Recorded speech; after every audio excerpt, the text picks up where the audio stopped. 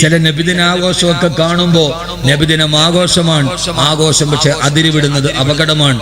വലിയ ബോക്സുകളൊക്കെ കെട്ടിവെച്ച് കാതടപ്പിക്കുന്ന സംഗീതവും അള്ളാന്റെ റസൂലെ വിരോധിച്ച ഡാൻസുകളുമായി ഈ സമുദായം ഇങ്ങനെ ചെറുപ്പക്കാരുടെ ഒരുമാതിരി ലെവല് കെട്ട ആഘോഷമായി നബിദിന റാലികൾ മാറി എന്നത് വളരെ വളരെ ബോധത്തോടു കൂടി ഞാൻ പറയാണ്. ഇതിന് നിങ്ങൾ എന്നെ എന്ത് പറഞ്ഞാലും പ്രശ്നമില്ല. ഒരു റാലി എന്ന് പറയുന്ന മദ്രസ കുട്ടികൾ പോയി, നാട്ടിലെ മുതിർന്നവർ പങ്കെടുത്തു. അവർ പോയ വഴിയിൽ അഷ്റഖൽ ബദർ പാടി, നബി സലാം അലൈക്കും പാടി, അവര് നല്ല ശബ്ദത്തിൽ ബുറുദ പാടി അള്ളാഹു റസൂലിനെ പ്രകീർത്തിച്ചു. പോണ വഴിയിൽ എല്ലാവരും കൂടി ഭക്ഷണമൊക്കെ ഉണ്ടാക്കി കഴിച്ചു, ദുആ ചെയ്തു തിരിച്ചു വന്നു. ഇതാണ് നബിദിന റാലി. അല്ലാതെ ഈ കാണിക്കുന്ന ലോറികൾ വാടകയ്ക്കെടുത്ത് നിർബന്ധമായ പിരിവ് നടത്തി 1000 വാട്ട്സ് 2000 വാട്ട്സ് സംഗീതം അടിച്ചു മുടക്കി കോൽക്കളി എന്നുള്ള പേരിൽ പിട്ടമിട്ടാട്ടിയിട്ടുള്ള ഈ ആഭാസം അത് അല്ലാഹുവിന്റെ റസൂൽ റൗളയിൽ കിടന്ന് പൊറുക്കുകയില്ല എന്ന് ഈ സമൂഹത്തിന്റെ ചെറുപ്പക്കാരോട് ഞാൻ ഓർമ്മിപ്പിക്കുകയാണ്. എന്നോട് സ്നേഹമുള്ളവരുണ്ടാവാം, ഇതിൽ മറ്റുള്ളവരുണ്ടാവാം. എന്നെ സംബന്ധിച്ചോളം ഇതൊരു വിഷയമേ അല്ല. ഇതൊന്നും ഓർത്തിട്ട് ഞാൻ പറയുന്നല്ല. ഇന്നലെ രാത്രി ആയൂര് വഴി വന്നപ്പോ ആയൂര് ജംഗ്ഷനിൽ കിടന്നിട്ട് കളിക്കാൻ അത് കണ്ടപ്പോ അല്ലാഹുവിന്റെ റസൂലിന്റെ സമുദായം നബിദിനത്തിന്റെ പേരിൽ പച്ച തുണിയെടുത്തിട്ട് തലയിൽ കെട്ടി, വണ്ടിയുടെ ലൈറ്റ് മുഴുവനും പച്ചത്തണി കൊണ്ട് മൂടിക്കെട്ടി, അവസാനം ഒരു പച്ച കൈരുമുണ്ടെടുത്ത് ഒരു പച്ച ഷർട്ടും ഇട്ടിട്ട് അവിടെ ഇരുന്നിട്ട് മടിക്കുത്ത് കെട്ടിയിട്ട് കാണിക്കുന്ന ആഭാസം കാണിച്ചപ്പോ മറ്റ് സമുദായത്തിന്റെ മുമ്പിൽ നമ്മുടെ സമുദായത്തിന്റെ മുഖം വികൃതമാക്കുന്നത് ഇത്ര ആഭാസകരമായി മഹല്ലുകൾ ഇതിനെതിരെ ജാഗരൂകരാകണം എന്ന് ഞാൻ ഓർമ്മിപ്പിക്കുകയാണ്. നബിദിനാഘോഷം മഹല്ലടിസ്ഥാനത്തിൽ സംഘടിപ്പിക്കണം. മഹല്ലിന് ചില ബാധ്യതകളുണ്ട്. മഹല്ല് കമ്മിറ്റിക്ക് ബാധ്യതയുണ്ട്, ഇമാമിന് ബാധ്യതയുണ്ട്. ബോധവൽക്കരണം നടത്തി ഇമാമും മഹല്ല് കമ്മിറ്റിയും കൂടെ യോജിച്ച് മഹല്ലിന്റെ കീഴിൽ സുസ്ഥിരമായി ഇന്ന് ചെറുപ്പക്കാർക്ക് കൂത്താടാനുള്ള ശ്രീകൃഷ്ണ ജയന്തി നടത്തിയാൽ, ക്രിസ്മസ് നടത്തിയാൽ, പിന്നെ ഞങ്ങൾക്ക് അതുപോലെ കെട്ടിയെഴുന്നള്ളിക്കാനുള്ള ഒരു ആഘോഷത്തിന്റെ അവസരമാണിത് എന്ന് നമ്മുടെ ചെറുപ്പക്കാർ അറിവിന്റെ പരിമിതി കൊണ്ടോ അല്ലെങ്കിൽ ബോധപൂർവമായ വൈകൃതം കൊണ്ടോ തിരിച്ചു പോകുന്നത് ഇത് വളരെ അപകടമാണ്. അല്ലാഹുവിന്റെ റസൂൽ പൊറുക്കില്ല എന്ന് ഞാൻ ഓർമ്മിപ്പിക്കുകയാണ്. എല്ലാവരുടെയും മനസ്സിലിതുണ്ട്, പക്ഷെ പൂച്ചയ്ക്കാരും മണി കെട്ടു എന്നുള്ളതാണ് വിഷയം. ഇത് പറഞ്ഞാൽ ഇനിയിപ്പോ എനിക്ക് അങ്ങനെ ഒരു പേടിയേ ഇല്ല. ആളുകൾ എന്ത് പറയുന്നു എന്നുള്ള എനിക്ക് ഒരു പ്രശ്നമേ അല്ല. അതുകൊണ്ട് ഞാൻ പറയുന്നത് ഈ നബിദിനത്തിന്റെ ആഘോഷങ്ങളിലെ വൈകൃതങ്ങൾക്ക് കടിഞ്ഞാണ്. ആഘോഷത്തെയല്ല വിമർശിക്കുന്നത്, ആഘോഷം മാന്യമാവണം. അത് മറ്റൊരാളുടെ മുമ്പിൽ നാം ഒരു സമുദായമാണ്, ഏറ്റവും ഉത്തമമായ സമുദായം. ഇന്നൊക്കെ ഫേസ്ബുക്കിലും വാട്സപ്പിലും വരുന്ന വീഡിയോകൾ കണ്ടാൽ ഇത്രയും നാണം കെട്ട ആഘോഷങ്ങളുമായി ബന്ധപ്പെട്ട ഇത്രയും വലിയ വൈകൃതങ്ങൾ ഈ സമൂഹം സംബന്ധിച്ചു പോയി നമ്മൾ ആലോചിച്ചു പോകും. നബിദിന റാലി എന്ന് പറഞ്ഞാൽ നാട്ടിലെ പൗരന്മാർ, പൗരപ്രമുഖർ, മദ്രസ വിദ്യാർത്ഥികൾ സലാത്ത് ചൊല്ലി ബുറുദ പാടി അല്ലാഹുവിന്റെ റസൂലിനോട് ഇഷ്ക് പ്രവർത്തിച്ച് നടന്ന് ഭക്ഷണം വെച്ച് പിരിഞ്ഞ് ദുആ ചെയ്തു പോകേണ്ട മാതൃകാല പകരം ഈ കാണുന്ന ചടുലമായ സംഗീതത്തെ റോഡ് ബ്ലോക്കാക്കി സ്കൗട്ടിന്റെ ചിലർക്ക് പട്ടാളക്കാരുടെ വേഷങ്ങൾ, പാതിരാത്രിയിലുള്ള പകല് പോലും ഒരു തീപ്പെട്ടിക്കൊള്ളുകൊണ്ട് അഭ്യാസം പഠിപ്പിക്കാത്തൊരു സമുദായം എന്തിനാണ് പട്ടാള വേഷം ധരിച്ചിട്ട് നബിദിന റാലിയിൽ അണിനിരക്കുന്നത്? അതിന്റെ ആവശ്യകത എന്നാണുള്ളത്? ഈ കാതടപ്പിക്കുന്ന സംഗീതങ്ങൾ, ആളുകളുടെ ഉറക്കം കെടുത്തുന്ന പരിപാടികൾ, ഇതിൽ നിന്ന് ഈ സമുദായത്തിന്റെ ചെറുപ്പക്കാരും അധികാരികളും മാറി നിൽക്കണമെന്ന് ഓർമ്മിപ്പിച്ചുകൊണ്ട് നമ്മുടെ നബിദിനം ഒരു സന്ദേശമാവണം. ഞാനൊരൊറ്റ ഹദീസ് പറയാൻ, ആണ്ടരതയുടെ ഇടയിൽ കടന്നു വരുന്ന ഒരു ആഘോഷ ദിവസങ്ങളെ ഊർജ്ജസ്വലമായി ആഘോഷിക്കുകയും ആ ആഘോഷത്തിന് അതിർവരമ്പുകളെ പലപ്പോഴും ബോധപൂർവം ഉത്സാഹത്തിമിർപ്പിൽ ലംഘിക്കുകയും ആഘോഷങ്ങളെ വൈകൃതങ്ങളാക്കി മാറ്റുകയും ചെയ്യുന്ന ചില നടപടികൾ ഈ അടുത്ത കാലത്തായി നമ്മുടെ നബിദിനാഘോഷങ്ങൾ കണ്ടുവരുന്നു എന്നത് വളരെയേറെ ഖേദകരമാണ് എന്ന് ആദ്യം തന്നെ ഞാൻ ഓർമ്മിപ്പിക്കട്ടെ. വളരെ ഖേദകരമായ ആഘോഷത്തിന് അല്ലാഹുവിന്റെ വിശുദ്ധമായ ഇസ്ലാം അതിർവരമ്പുകൾ നിശ്ചയിച്ചിട്ടുണ്ട്. ആ അതിർവരമ്പുകൾ നമുക്കുള്ളത് കൊണ്ടാണ് നമ്മൾ വിശ്വാസികളായി മാറുന്നത്. ആ അതിർവരമ്പുകളെ വളരെ നഗ്നമായി ലംഘിക്കുകയും നമ്മുടെ ആഗ്രഹങ്ങൾക്കനുസൃതമായി ആഘോഷങ്ങളെ വളച്ചൊടിക്കുകയും ചെയ്യുന്ന ചില അനഭിലഷണീയമായ പ്രവണതകൾ നമ്മുടെ ഇടയിൽ വർദ്ധിച്ചു വരുന്നു എന്നത് ഏറ്റവും പ്രധാനപ്പെട്ട ഒരു ദുഃഖകരമായ സത്യമാണ്. ആ ആഘോഷത്തിനും ആ തിമിർപ്പിനും ഒക്കെ അപ്പുറം ആദരവായ പ്രവാചകൻ നബി മുഹമ്മദ് മുസ്തഫ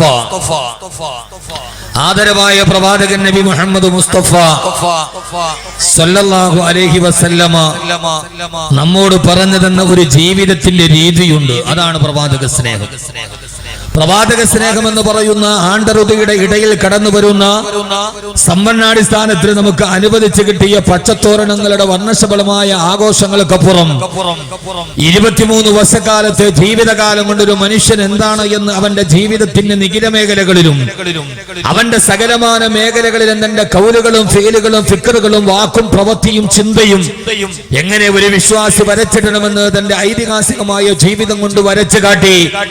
ഹയാത്തി ഖൈറുൽ ലക്കും വമമാതി ഖൈറുൽ ലക്കും, എന്റെ ജീവിതവും നിങ്ങൾക്ക് നന്മയാണ്, എന്റെ മരണവും നിങ്ങൾക്ക് നന്മയുടെ സന്ദേശമാണ് എന്ന് പറഞ്ഞു പോയ 14 യുഗാന്തരങ്ങൾക്ക് ഇപ്പോഴും വിശ്വാസികളുടെ മനസ്സിൽ ഒരു ജാജ്വലമായ ചിത്രമായി കടന്നു നിൽക്കുന്ന ആദരവായ പ്രവാചകൻ നബി മുഹമ്മദ് മുസ്തഫ. ആദരവായ പ്രവാചകൻ നബി മുഹമ്മദ് മുസ്തഫ. എങ്കിലും മിലാദ് മീറ്റിന്റെ സമാപനത്തിൽ എന്താണ് മിലാദ് എന്ന് തിരിച്ചറിയാൻ കഴിയാത്ത ഒരു തിരിച്ചറിയലിന്റെ വിവേകത്തിന്റെ തീരങ്ങളിലേക്ക് നമ്മെ കൊണ്ടുപോകാൻ കഴിയുന്ന എന്തായിരുന്നു ആദരവായ പ്രവാചകൻ നബി മുഹമ്മദ് മുസ്തഫ. ആദരവായ പ്രവാചകൻ നബി മുഹമ്മദ് മുസ്തഫ സല്ലല്ലാഹു അലൈഹി വസല്ലമ എന്തിനാണ് നിയോഗിക്കപ്പെട്ടത് എന്ന്, ആ നിയോഗത്തിന്റെ കൃത്യമായ പ്രഖ്യാപിതമായ ലക്ഷ്യത്തെ നമ്മുടെ ജീവിതത്തിന്റെ അന്തർധാരകളുമായി സാംശീകരിക്കപ്പെടാത്തിടത്തോളം കാലം എങ്ങനെയാണ് നബിദിനം നമുക്കൊരു ആഘോഷമായി മാറുക? ആ ആഘോഷങ്ങൾ ആയുസ്സുകളിൽ നിലനിൽക്കാൻ കഴിയുന്ന ചില സന്തോഷത്തിന് അനുരണനങ്ങൾ എങ്ങനെയാണ് നമുക്ക് കൈമാറി തരുക? ആദരവായ പ്രവാചകൻ നബി മുഹമ്മദ് മുസ്തഫ സല്ലല്ലാഹു അലൈഹി വസല്ലമ മഹാനായ റൂഹുല്ലാഹി ഈസ, മഹാനായ റൂഹുല്ലാഹി ഈസ എന്താ സലാം പറയത്തില്ല, സലാത്ത് പറയത്തില്ല, സലാം അടക്കത്തില്ല, ആമീൻ പറയത്തില്ല, ഇങ്ങനെയുള്ള ആളുകളോട് വാദം പറഞ്ഞിട്ട് കാര്യം എന്താ? പ്രവാചകൻ സല്ലല്ലാഹു അലൈഹി വസല്ലമയെ അല്ലാഹു നിയോഗിച്ചത് എന്തിനാണ്? മഹാനായ റൂഹുല്ലാഹി ഈസാ നബി അലൈഹി സ്വലാത്തു വസ്സലാമിന്റെ നിയോഗത്തിന് ശേഷം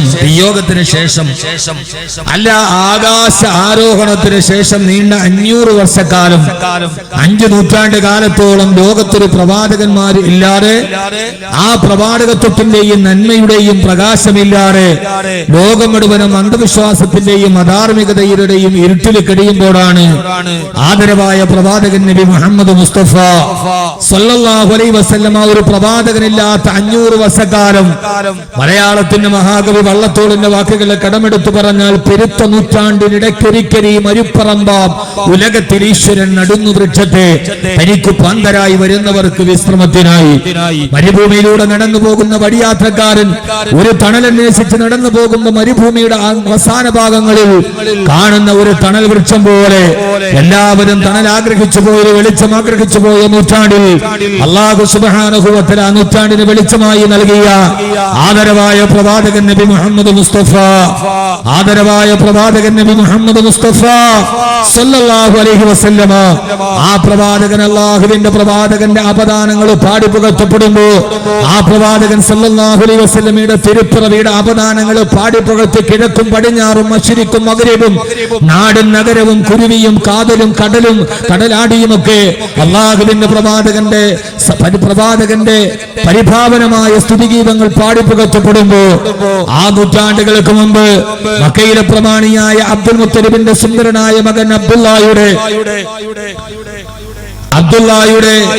സുമുഖിയായ ഭാര്യ ആമിന റളിയല്ലാഹു തആല അൻഹയുടെ ഗർഭപാത്രത്തിൽ ഉദയം ചെയ്ത ആ കാലഘട്ടം മുതൽ ബഹുമാനപ്പെട്ട ആമിന റളിയല്ലാഹു തആല അൻഹയുടെ ഗർഭാശയത്തിൽ ഉദയം ചെയ്ത, പിന്നീട് ആ ഗർഭാശയത്തിൽ നിന്ന് ലോകത്തിന് വസന്തമായി പിറവിയെടുക്കപ്പെട്ട് അറേബ്യയുടെ ഗ്രാമ സംസ്കാരം പോലെ അങ്ങകലെ ഹലീമത്ത് സഅദിയ റളിയല്ലാഹു തആല അൻഹയുടെ വീട്ടിൽ മുലയൂട്ടാൻ വേണ്ടി കൊടുത്തുവിടപ്പെടുമ്പോൾ, പട്ടണത്തിൽ നിന്ന് ഗ്രാമത്തിലെ ശാലീന സൗന്ദര്യം പഠിപ്പിക്കുവാനും ഗ്രാമത്തിന്റെ സംസ്കാരം പഠിപ്പിക്കുവാനും നഗരത്തിലെ കുട്ടികളെ ഗ്രാമവാസികൾ ദത്തെടുത്തു കൊണ്ടുപോയി മുലയൂട്ടി കൊടുത്ത് തിരിച്ചു കൊടുക്കുന്ന അറേബ്യൻ കുലസംസ്കാരത്തിന്റെ പിന്നണിയാൾ പോലെ ആദരവായ പ്രവാചകൻ നബി മുഹമ്മദ് മുസ്തഫ, ആദരവായ പ്രവാചകൻ നബി മുഹമ്മദ് മുസ്തഫ സല്ലല്ലാഹു അലൈഹി വസല്ലമ ഇന്ന് നമുക്ക് ചിരപരിചിതമായ മക്ക നഗരത്തിൽ നിന്ന് 80 കിലോമീറ്റർ അകലെ തായിഫിലേക്ക് പോകുന്ന വഴിയിൽ, സുഖവാസ കേന്ദ്രമായ ശീതളിമയുള്ള തായിഫിലേക്ക് പോകുന്ന വഴിയിൽ 80 കിലോമീറ്റർ അകലെ ബനൂ സായിദ ഗോത്രം താമസിക്കുന്ന ഗ്രാമാന്തരീക്ഷത്തിൽ ഹലീമത്തു സഅദിയ എന്ന തന്നെ മുലയൂട്ടാൻ വേണ്ടി പോയ ഹലീമത്തു സഅദിയ റളിയല്ലാഹു തആല അൻഹ ആമിന ബീവിയുടെ ഗർഭാശയത്തിൽ നിന്ന് ഹലീമത്തു സഅദിയ റളിയല്ലാഹു തആല അൻഹുന്ന അജ്മഈൻ ആ ഹലീമത്തു സഅദിയ റളിയല്ലാഹു തആല അൻഹയുടെ ബനൂ സായിദ ഗോത്രത്തിന്റെ ഗ്രാമാന്തരീക്ഷത്തിലുള്ള തൊട്ടിലിൽ കിടന്നുകൊണ്ട് താരാട്ട് പാടപ്പെടുന്ന കാലത്ത് പോലും ഷൈമ എന്ന് പേരുള്ള 6 വയസ്സുള്ള ഹലീമത്തു സഅദിയയുടെ പൊന്നുമോള് താരാട്ട് പാടുമ്പോ തൊട്ടിലിൽ കിടന്ന് താരാട്ട് പാടപ്പെടുന്ന കാലം മുതല് അള്ളാന്റെ റസൂലിനെ ഹലീമത്തു സഅദിയയുടെ 6 വയസ്സുള്ള ഷൈമ എന്ന് പേരുള്ള ആ പെൺകുട്ടി താരാട്ട് പാടിയ പാട്ടേതാ യാ റബ്ബനാ ബഖി അഖി മുഹമ്മദാ ഹത്താ റആഹു നാഫിഅൻ വഅംറദാ ഹാദാ ഖുല്ലി ലം തലിദുഹു ഉമ്മീ എന്റെ ഉമ്മ പ്രസവിച്ചില്ലെങ്കിലും ഉമ്മയുടെ ഗർഭാശയത്തിൽ പ്രസവമെടുക്കപ്പെട്ടതുപോലെ എന്റെ ജീവിതത്തിന് വസന്തമായി ആശയായി പ്രത്യാശയായി പ്രതീക്ഷയായി കടന്നു വന്ന യാ റസൂലല്ലാഹ് എന്ന് ജീവിതത്തിന്റെ പ്രഥമ കാലഘട്ടത്തിൽ തൊട്ടിലിൽ കിടന്ന് താരാട്ട് പാടപ്പെട്ട കാലം മുതലേ സ്തുതിയുടെ ഏറ്റവും വലിയ നായകനായി കടന്നു വന്ന സ്തുതിക്കപ്പെടാൻ വേണ്ടി മാത്രം കടന്നു വന്ന ആദരവായ പ്രവാചകൻ നബി മുഹമ്മദ് മുസ്തഫ സല്ലല്ലാഹു അലൈഹി വസല്ലമയെ അല്ലാഹു സുബ്ഹാനഹു വ തആല 14 നൂറ്റാണ്ടുകൾക്ക് മുമ്പ് അറേബ്യൻ സംസ്കാരത്തിന്റെ പ്രതിനിധിയായി പറഞ്ഞു വിട്ടതിന്റെ പരമപ്രധാനമായ ലക്ഷ്യമേടാ ആ ലക്ഷ്യത്തെ കുറിച്ച് അല്ലാഹുവിന്റെ ഖുർആൻ അടിവരയിട്ട് പറഞ്ഞത് ഇങ്ങനെയാ ലഖദ് മന്നല്ലാഹു അലൽ മുഅ്മിനീന ഇദ ബഅസ ഫീഹിം റസൂലൻ മിൻ അൻഫുസിഹിം യത്ലൂ അലൈഹിം ആയാതിഹി വയുസക്കീഹിം വയുഅല്ലിമുഹുമുൽ കിതാബ വൽ ഹിക്മ അല്ലാഹുവിന്റെ ഖുർആൻ പറയുകയാ അല്ലാഹുവിന്റെ പ്രവാചകനെ ഞാൻ മക്കയിലേക്ക് പറഞ്ഞു വിട്ടത് കിസ്റയെ പിടിച്ചടക്കാനല്ല, നാഗരികത രൂപാന്തരപ്പെടുത്താനല്ല, അബൂജഹലിനോട് പടവെട്ടാനല്ല, കഅബാലയത്തിന്റെ നിർമ്മാണത്തിനല്ല.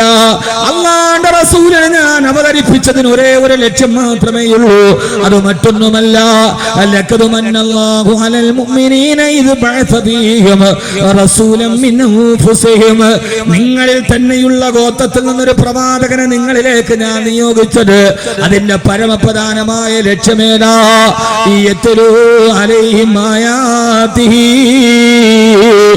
യത്ലൂ അലൈഹിം ആയാതിഹി അല്ലാഹുവിന്റെ വിശുദ്ധമായ ഖുർആനിന്റെ ആയത്തുകൾ അവർക്ക് പാരായണം ചെയ്തു കൊടുക്കുക. അല്ലാഹുവിന്റെ വിശുദ്ധമായ ഖുർആനിന്റെ ആയത്തുകൾ പാരായണം ചെയ്തു കൊടുത്തു വിശ്വാസിയുടെ മനസ്സിന്റെ ഉള്ളിലേക്ക് ഖുർആനിന്റെ മാസ്മരികമായ വിപ്ലവത്തിന്റെ തീജ്വാലകളെ പടത്തിവിട്ട് ആ ഉമർ ഇബ്നുൽ ഖത്താബ് എന്ന് പറയുന്ന കാട്ടാളനായ ഖത്താബിന്റെ മകൻ ഉമറിന്റെ ഹൃദയത്തിന് സംസ്കരണം കൊടുത്ത അല്ലാഹുവിന്റെ ഖുർആനിനെ ലൗഹുൽ മഹ്ഫൂദിൽ നിന്ന് ജിബ്രീലിലൂടെ അല്ലാഹുവിന്റെ റസൂലിന്റെ നാവിലൂടെ അവതരിപ്പിച്ചതാണ്. അല്ലാഹുവിന്റെ ഖുർആനിന്റെ ആയത്തുകളെ ഓതി കൊടുക്കുക. ആ ഖുർആൻ ആയത്തുകൾ പഠിച്ചു കഴിയുമ്പോ അവർക്ക് ആത്മീയമായ സംസ്കരണം നൽകി കൊടുക്കുക. എന്റെ പ്രിയപ്പെട്ട സഹോദരങ്ങളോട് സഹോദരിമാരോട് അല്ലാഹുവിന്റെ റസൂലിന്റെ ജന്മദിനം നാം ആഘോഷിക്കുമ്പോ ഈ കെട്ടിപ്പൊക്കിയ തോരണങ്ങളിലല്ല, മുട്ടിപ്പാടിയ ഗാനങ്ങളിലല്ല, ആത്തുവിളിച്ച മുദ്രാവാക്യങ്ങളിലല്ല, അല്ലാഹുവിന്റെ റസൂലിന്റെ ജന്മദിനാഘോഷത്തിന്റെ മർമ്മപരമായ കാണ്ഡം നിലനിൽക്കുന്നത് യത്ലൂ അലൈഹിം ആയാതിഹി അല്ലാഹുവിന്റെ ഖുർആനിന്റെ ആയത്തുകളെ പാരായണം ചെയ്തു കൊടുത്തു. അതുവഴി അവർക്ക് തസ്കിയത്ത് നടത്തുക. അശ്ലീലതയുടെയും ആഭാസത്തിന്റെയും അനാവശ്യത്തിന്റെയും വടപ്പുറങ്ങളിൽ നിന്ന് അവരെ അല്ലാഹുവിന്റെ ദീനിന്റെ ജാജ്വലമായ തീരങ്ങളിലേക്ക് പരിവർത്തിക്കപ്പെടാൻ അല്ലാഹുവിന്റെ ഖുർആനിന്റെ വിജ്ഞാനത്തെ പഠിപ്പിച്ചു കൊടുക്കാനാണ് അല്ലാഹുവിന്റെ പ്രവാചകനെ ഞാൻ അവതരിപ്പിച്ചതെന്ന് അല്ലാഹുവിന്റെ വിശുദ്ധ ഖുർആൻ ഞാനന്ന് ആത്മാർത്ഥമായി ഞാനൊരു സ്വയം വിചാരണക്ക് തയ്യാറെടുക്കുകയാ. ആദ്യമായിട്ട് ഞാൻ നിങ്ങളോടൊന്ന് ചോദിക്കട്ടെ, അല്ലാഹുവിന്റെ റസൂലിന്റെ ജന്മദിനം ഇന്നലെ കൊണ്ടാടിയ ഞാൻ നിങ്ങളുമടക്കമുള്ള ആളുകൾക്ക് പ്രവാചകന്റെ പ്രകീർത്തനങ്ങൾ നമ്മൾ പാടിപ്പകർത്തുമ്പോ മദ്രസയുടെ കുട്ടികൾ കൊച്ചു കൊടികളുമായിട്ട് നബിദിനാഘോഷത്തിന് വരിവരിയായി കടന്നു പോകുമ്പോ അല്ലാഹുവിന്റെ റസൂലിനോടുള്ള മഹബത്ത് നമ്മൾ അതിലൂടെ പ്രകടിപ്പിക്കുമ്പോ ഇന്നലെ ഒരു ദിവസം കൊണ്ട് അല്ലാഹുവിന്റെ വിശുദ്ധനായ പ്രവാചകന്റെ ഏറ്റവും പ്രധാനപ്പെട്ട അമാനുഷികത്വത്തിന്റെ അടയാളമായ ആ ഖുർആനിന്റെ ഒരായാത്തുകൾ ഇന്നലെ പാരായണം ചെയ്തിട്ട് ആ ഖുർആനുമായിട്ടാണ് എന്റെ റസൂല് കടന്നു വന്നത്. ആ ഖുർആന്റെ വെളിച്ചത്തിൽ നിന്നൊരു വെളിച്ചത്തെ നമ്മുടെ ഹൃദയവുമായി ചേർത്ത് വെച്ച ഏതെങ്കിലും ഒരു പ്രവാചകന്റെ അനുരാഗിയാരാ? ആദ്യമായിട്ട് എന്റെ സഹോദരങ്ങളോടൊരു വിമർശനത്തിന്റെ പ്രഭാഷണമല്ലിട്.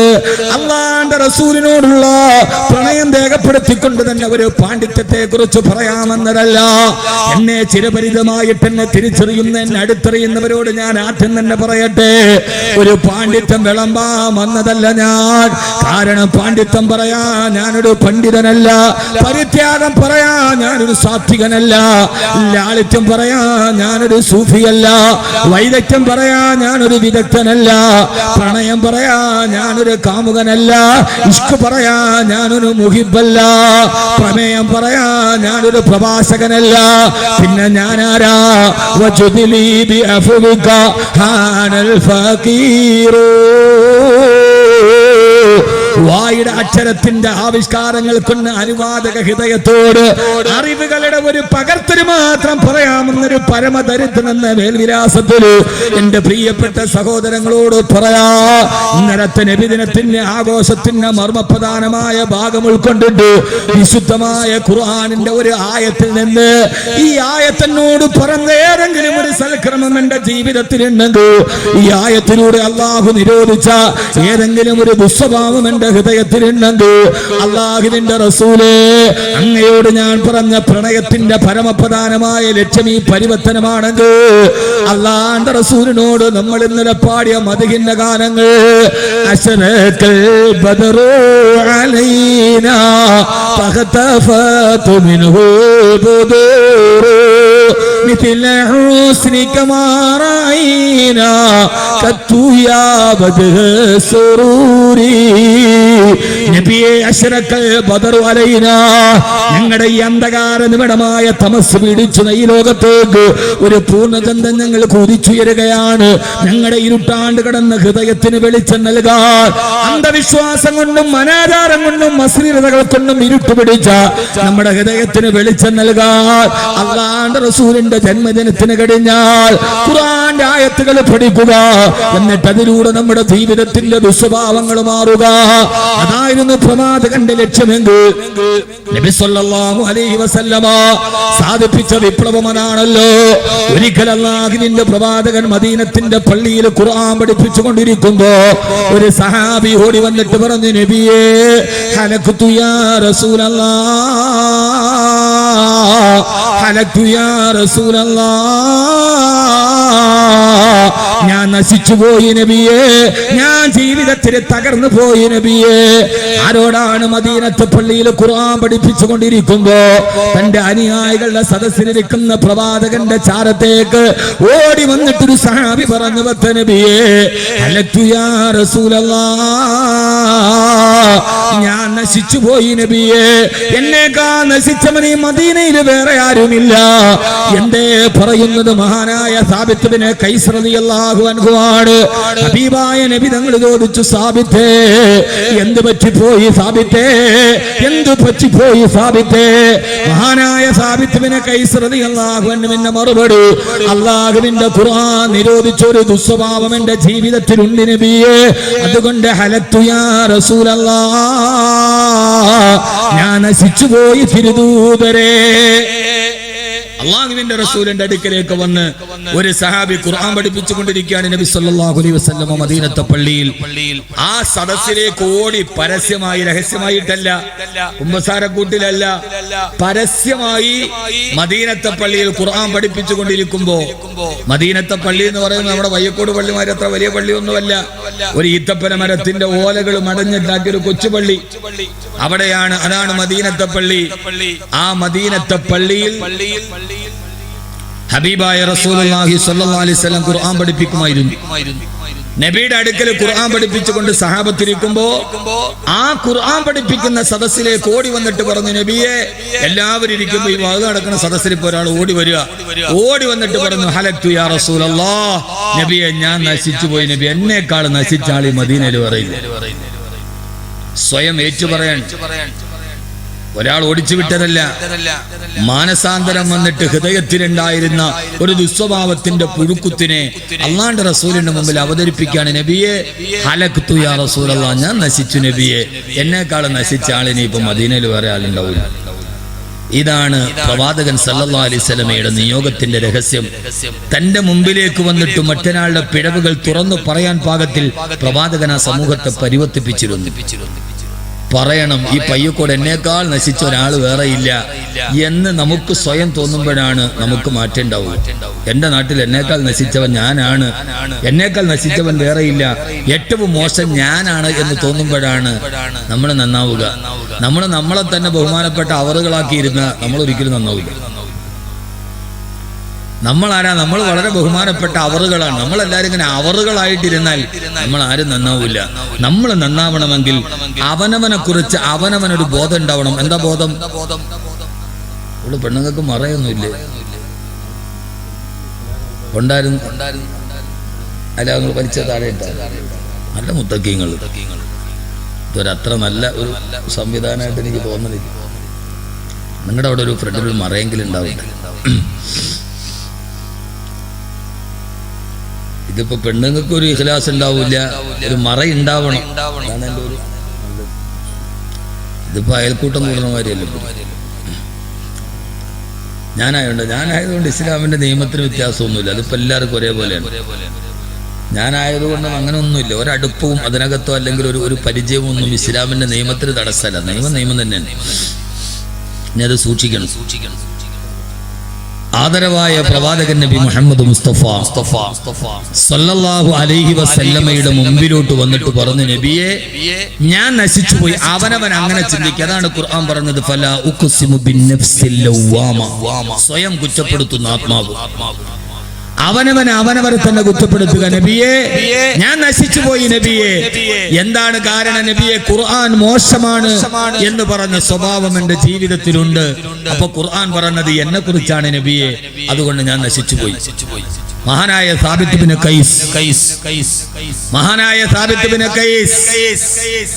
നിങ്ങൾ സലാത്തൊക്കെ ഇതിൽ സഹകരിച്ചില്ല, ഞാൻ പ്രസംഗിക്കില്ല. അത് വേറെ കാര്യം. പരിചയമൊക്കെ അവിടെ ഇരിക്കും, സൗഹൃദം അവിടെ ഇരിക്കും. പ്രസംഗത്തിന്റെ കാര്യത്തിൽ നമ്മൾ തമ്മിൽ ആ ഒരു പരിചയം ഇതിനകത്ത് പരിഗണനീയമല്ല. സലാത്തൊക്കെ ചൊല്ലി നന്നായിട്ടിരുന്നാൽ നന്നായിട്ട് പ്രസംഗിക്കും, ദുആ ചെയ്യും, പോവും. അല്ലെങ്കിൽ നിങ്ങളെക്കാൾ ധൃതി എനിക്കാണ്. ചെല്ലൂലേ? എന്താ കബീർ സാറേ ഇവരൊന്നും സലാത്തൊന്നും ചെല്ലാത്ത? തണുപ്പ് പിടിച്ചിട്ടാ?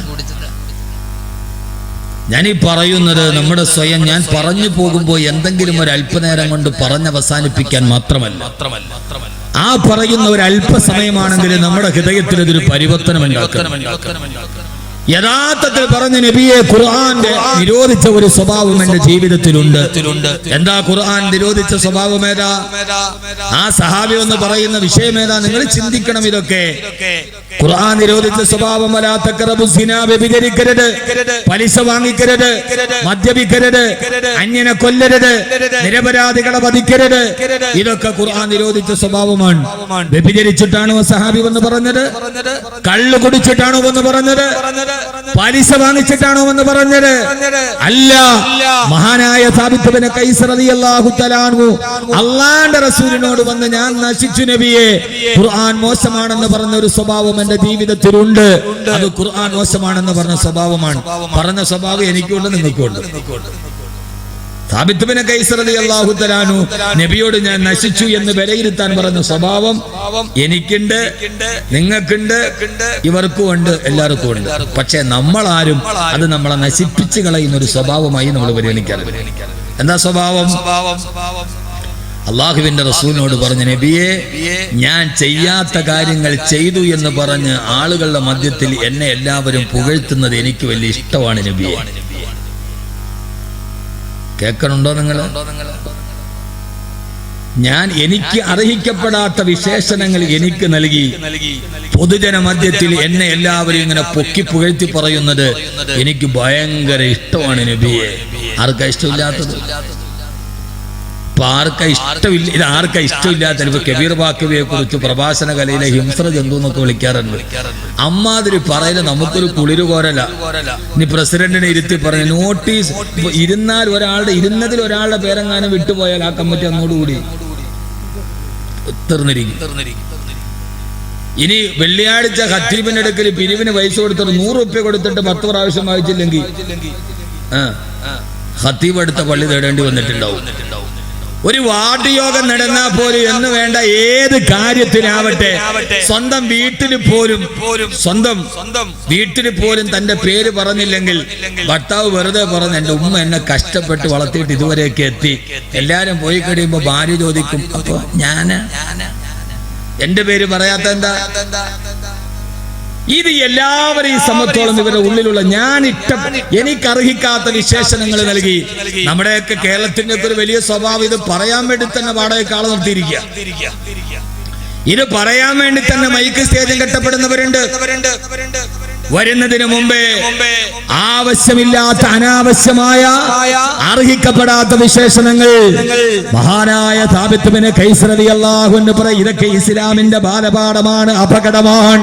അല്ലാഹുവിന്റെ നബിയെ ഖുർആൻ പറഞ്ഞതല്ലേ, ലാ തക്സബന്നല്ലദീന യഫറഹൂന ബിമാ ആതു വയുഹിബ്ബൂന അൻ യുഹ്മദൂ ബിമാ ലം യഫഅലൂ. ചില ആളുകളുണ്ട്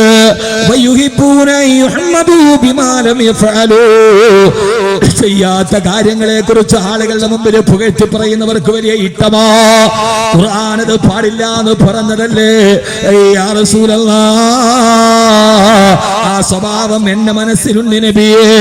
അങ്ങനെ ഖുർആൻ നിരോധിച്ച വളരെ നിസ്സാരമെന്ന് നമ്മൾ കരുതുന്ന ഒരു സ്വഭാവം തന്റെ ജീവിതത്തിൽ നിന്ന് തിരിച്ചറിഞ്ഞപ്പോ സാബിത്ത് ബിൻ ഖൈസ് റളിയല്ലാഹു തആല പറഞ്ഞ മറുപടി, ഹലഖ്തു യാ റസൂലല്ലാഹ്, ഞാൻ നശിച്ചു പോയി നബിയെ.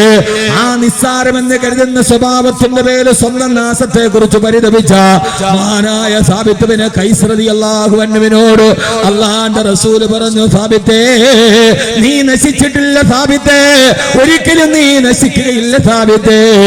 അല്ലാഹുവിന്റെ റസൂൽ ചോദിച്ചു, സാബിത്തേ അമാ തറലാ, നിന്നോട് ഞാനൊരു കാര്യം പറഞ്ഞു തരട്ടെ സാബിത്തേ. എന്താണ് നബിയെ? അന്ത തഈശു ഹമീദാ വതമൂതു ഷഹീദാ വതദ്ഖുലുൽ ജന്ന. അന്ത തഈശു ഹമീദാ, എല്ലാവർക്കും ഇഷ്ടപ്പെട്ടവനായി നീ ജീവിക്കും സാബിത്തേ. വതമൂതു ഷഹീദാ, അല്ലാഹുവിന്റെ മാർഗ്ഗത്തിൽ നീ രക്തസാക്ഷിയാകും സാബിത്തേ. വതദ്ഖുലുൽ ജന്ന, അങ്ങനെ നീ അല്ലാഹുവിന്റെ സ്വർഗത്തിലേക്ക് നടന്നെടുക്കുമെന്ന് മഹാനായ സാബിത്ത് ബിൻ ഖൈസ് റളിയല്ലാഹു അൻഹുവിനോട് ആദരവായ പ്രവാചകൻ നബി മുഹമ്മദ് മുസ്തഫ സല്ലല്ലാഹു അലൈഹി വസല്ലമ അല്ലാഹുവിന്റെ പ്രവാചകന്റെ ഈ സഹാബി ഇങ്ങനെ പറഞ്ഞുകൊണ്ടിരിക്കുമ്പോ മഹാനായ സാബിത്ത് ബിൻ ഖൈസ് റളിയല്ലാഹുവിന്റെ ശബ്ദം ഇച്ചിരി ഉയർച്ചയുള്ള ശബ്ദമാണ് എന്ന് പറഞ്ഞാൽ പയ്യെ പറയാൻ അറിയില്ല. നാട്ടുവർത്തമാനത്തിൽ പറഞ്ഞാൽ പയ്യെ പറഞ്ഞാൽ പറവൂര് കേൾക്കുന്ന സ്വഭാവമാണ്. വലിയ ഉയർന്ന ശബ്ദമാണ് സാബിത്ത് റളിയല്ലാഹു അൻഹുവിന്റെ. അല്ലാഹുവിന്റെ റസൂലിനോട് ഹലഖ്തു യാ റസൂലല്ലാഹ് ഉറക്കെ പറയവേ ആ സമയത്താണ് ഖുർആനിലെടുത്ത ആയത്തിറങ്ങുന്നത്. യാ أيها الذين آمنوا لا ترفعوا أصواتكم فوق صوت النبي ولا تجهروا له بالقول كجهر بعضكم لبعض أن تحبط أعمالكم وأنتم لا تشعرون. ഓ സത്യവിശ്വാസികളെ, ലാ തർഫഉ അസ്വാതകും ഫൗക സൗത്തിൻ നബി, അല്ലാഹുവിന്റെ റസൂലിന്റെ ശബ്ദത്തേക്കാൾ നിങ്ങളുടെ ശബ്ദം ഉയരാൻ പാടുള്ളതല്ല. അല്ലാഹുവിന്റെ റസൂലിന്റെ ശബ്ദത്തേക്കാൾ നിങ്ങളുടെ ശബ്ദം ഉയരാൻ പാടുള്ളതല്ല. ഈ ആയത്തങ്ങ് ഇറങ്ങുമ്പോ ഈ ആയത്തിന്റെ അർത്ഥമേതാ? ഇന്നും മദീന റൗളയിലോട്ട് കടന്നു ചെന്നാൽ അല്ലാഹു നമുക്ക് അവിടെ കടന്നു ചെല്ലാൻ അല്ലാഹു തൗഫീഖ് നൽകി അനുഗ്രഹിക്കുമാറാകട്ടെ. അല്ലാഹു നമ്മളെ മദീനയിൽ എത്തിക്കുമാറാകട്ടെ. മദീന ഒരാഗ്രഹമാണ്, മദീന ഒരു സ്വപ്നമാണ്. അല്ലാഹുവിന്റെ റസൂലിന്റെ മദീനയിലോട്ട് കടന്നു ചെല്ലുമ്പോ റൗള ഷരീഫിന്റെ മുകളിൽ ഇപ്പോഴും ഈ ആയത്ത് എഴുതി വെച്ചിട്ടുണ്ട്. ഇന്നേ വരെ സൗദി സർക്കാർ ഇത് മാറ്റിയിട്ടില്ല. മദീനയിലെത്തി, ആ മദീനയിലെത്തി സ്വപ്നനായകനെ കാണാനുള്ള ആഗ്രഹത്തോട് അല്ലാഹുവിന്റെ റസൂലിനെ എനിക്കൊന്ന് കാണണം, ഹബീബായ നബിയോട് എനിക്കൊന്ന് സലാം പറയണം. അല്ലാഹുവിന്റെ റസൂലേ, ഞങ്ങളുടെ സലാമിനെ സ്വീകരിക്കണേ യാ റസൂലല്ലാഹ്. ജീവിക്കുന്നെങ്കിൽ ഹബീബിന് വേണ്ടി ജീവിക്കണം ചെറുപ്പക്കാരാ. മരിക്കുന്നെങ്കിൽ അല്ലാഹുവിന്റെ റസൂലിനെ കണ്ടിട്ട് മരിക്കണം. ഉറങ്ങുന്നെങ്കിൽ പ്രവാചകനെ കിനാവ് കാണാൻ ഉറങ്ങണം.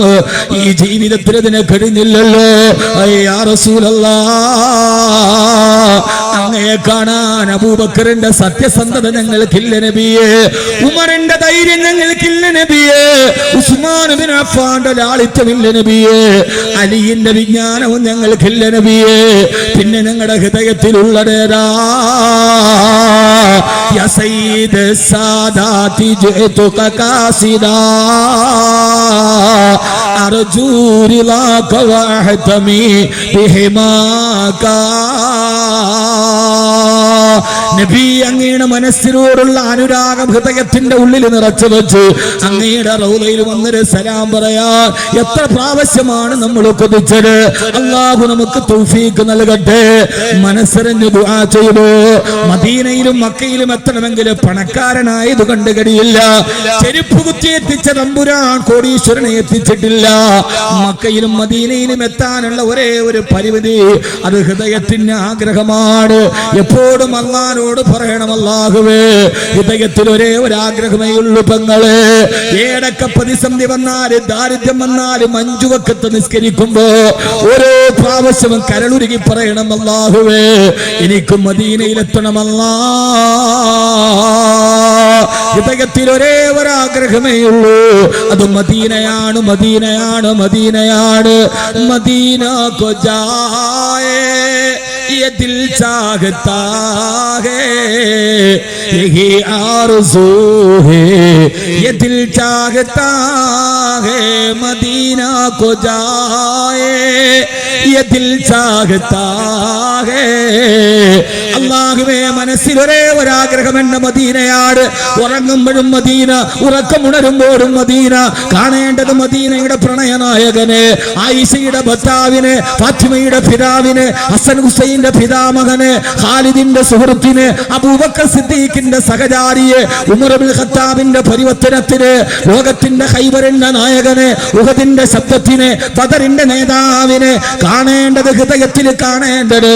അല്ലാഹുവേ, കണ്ണടച്ചു തുറക്കുമ്പോ പാടേണ്ടത് ചെറുപ്പക്കാരാ ഇങ്ങനെയാണ്.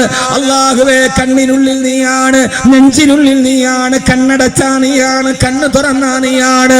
അല്ല അല്ല, അത് മലയാളത്തിന്റെ കാമപ്പേ കൂത്തിന്റെ പാട്ട്, അല്ലാഹുവിന്റെ പ്രവാചകന്റെ ഇഷ്കിന്റെ അനുരാഗത്തെ ഹൃദയത്തോട് ചേർത്ത് വെച്ച ലോകത്തിന്റെ ആശിക്കീങ്ങൾ പാടിയതങ്ങനെയല്ല. അല്ലാഹുവേ, യാ റബ്ബ് നസറുടെ തോ മദീന ദിഖായി ദേ, യാ റബ്ബ് നസറുടെ തോ മദീന ദിഖായി ദേ.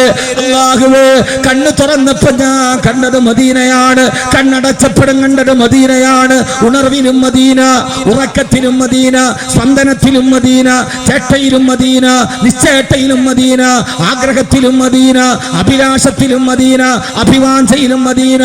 അല്ലാഹുവേ, മദീനയല്ലാതെ ഹൃദയത്തിൽ ഒരു സ്വപ്നമില്ല. അവിടെയാണ് ആയിഷ ബീവി പട്ടിണി കിടന്നത്. എവിടെ നിന്നിട്ടാണോ ഇന്ന് ലോക ജനകോടികൾ സലാം പറയുന്നത്. അവിടെയാണ് പെങ്ങളെ ആയിഷ പട്ടിണി കിടന്നത്.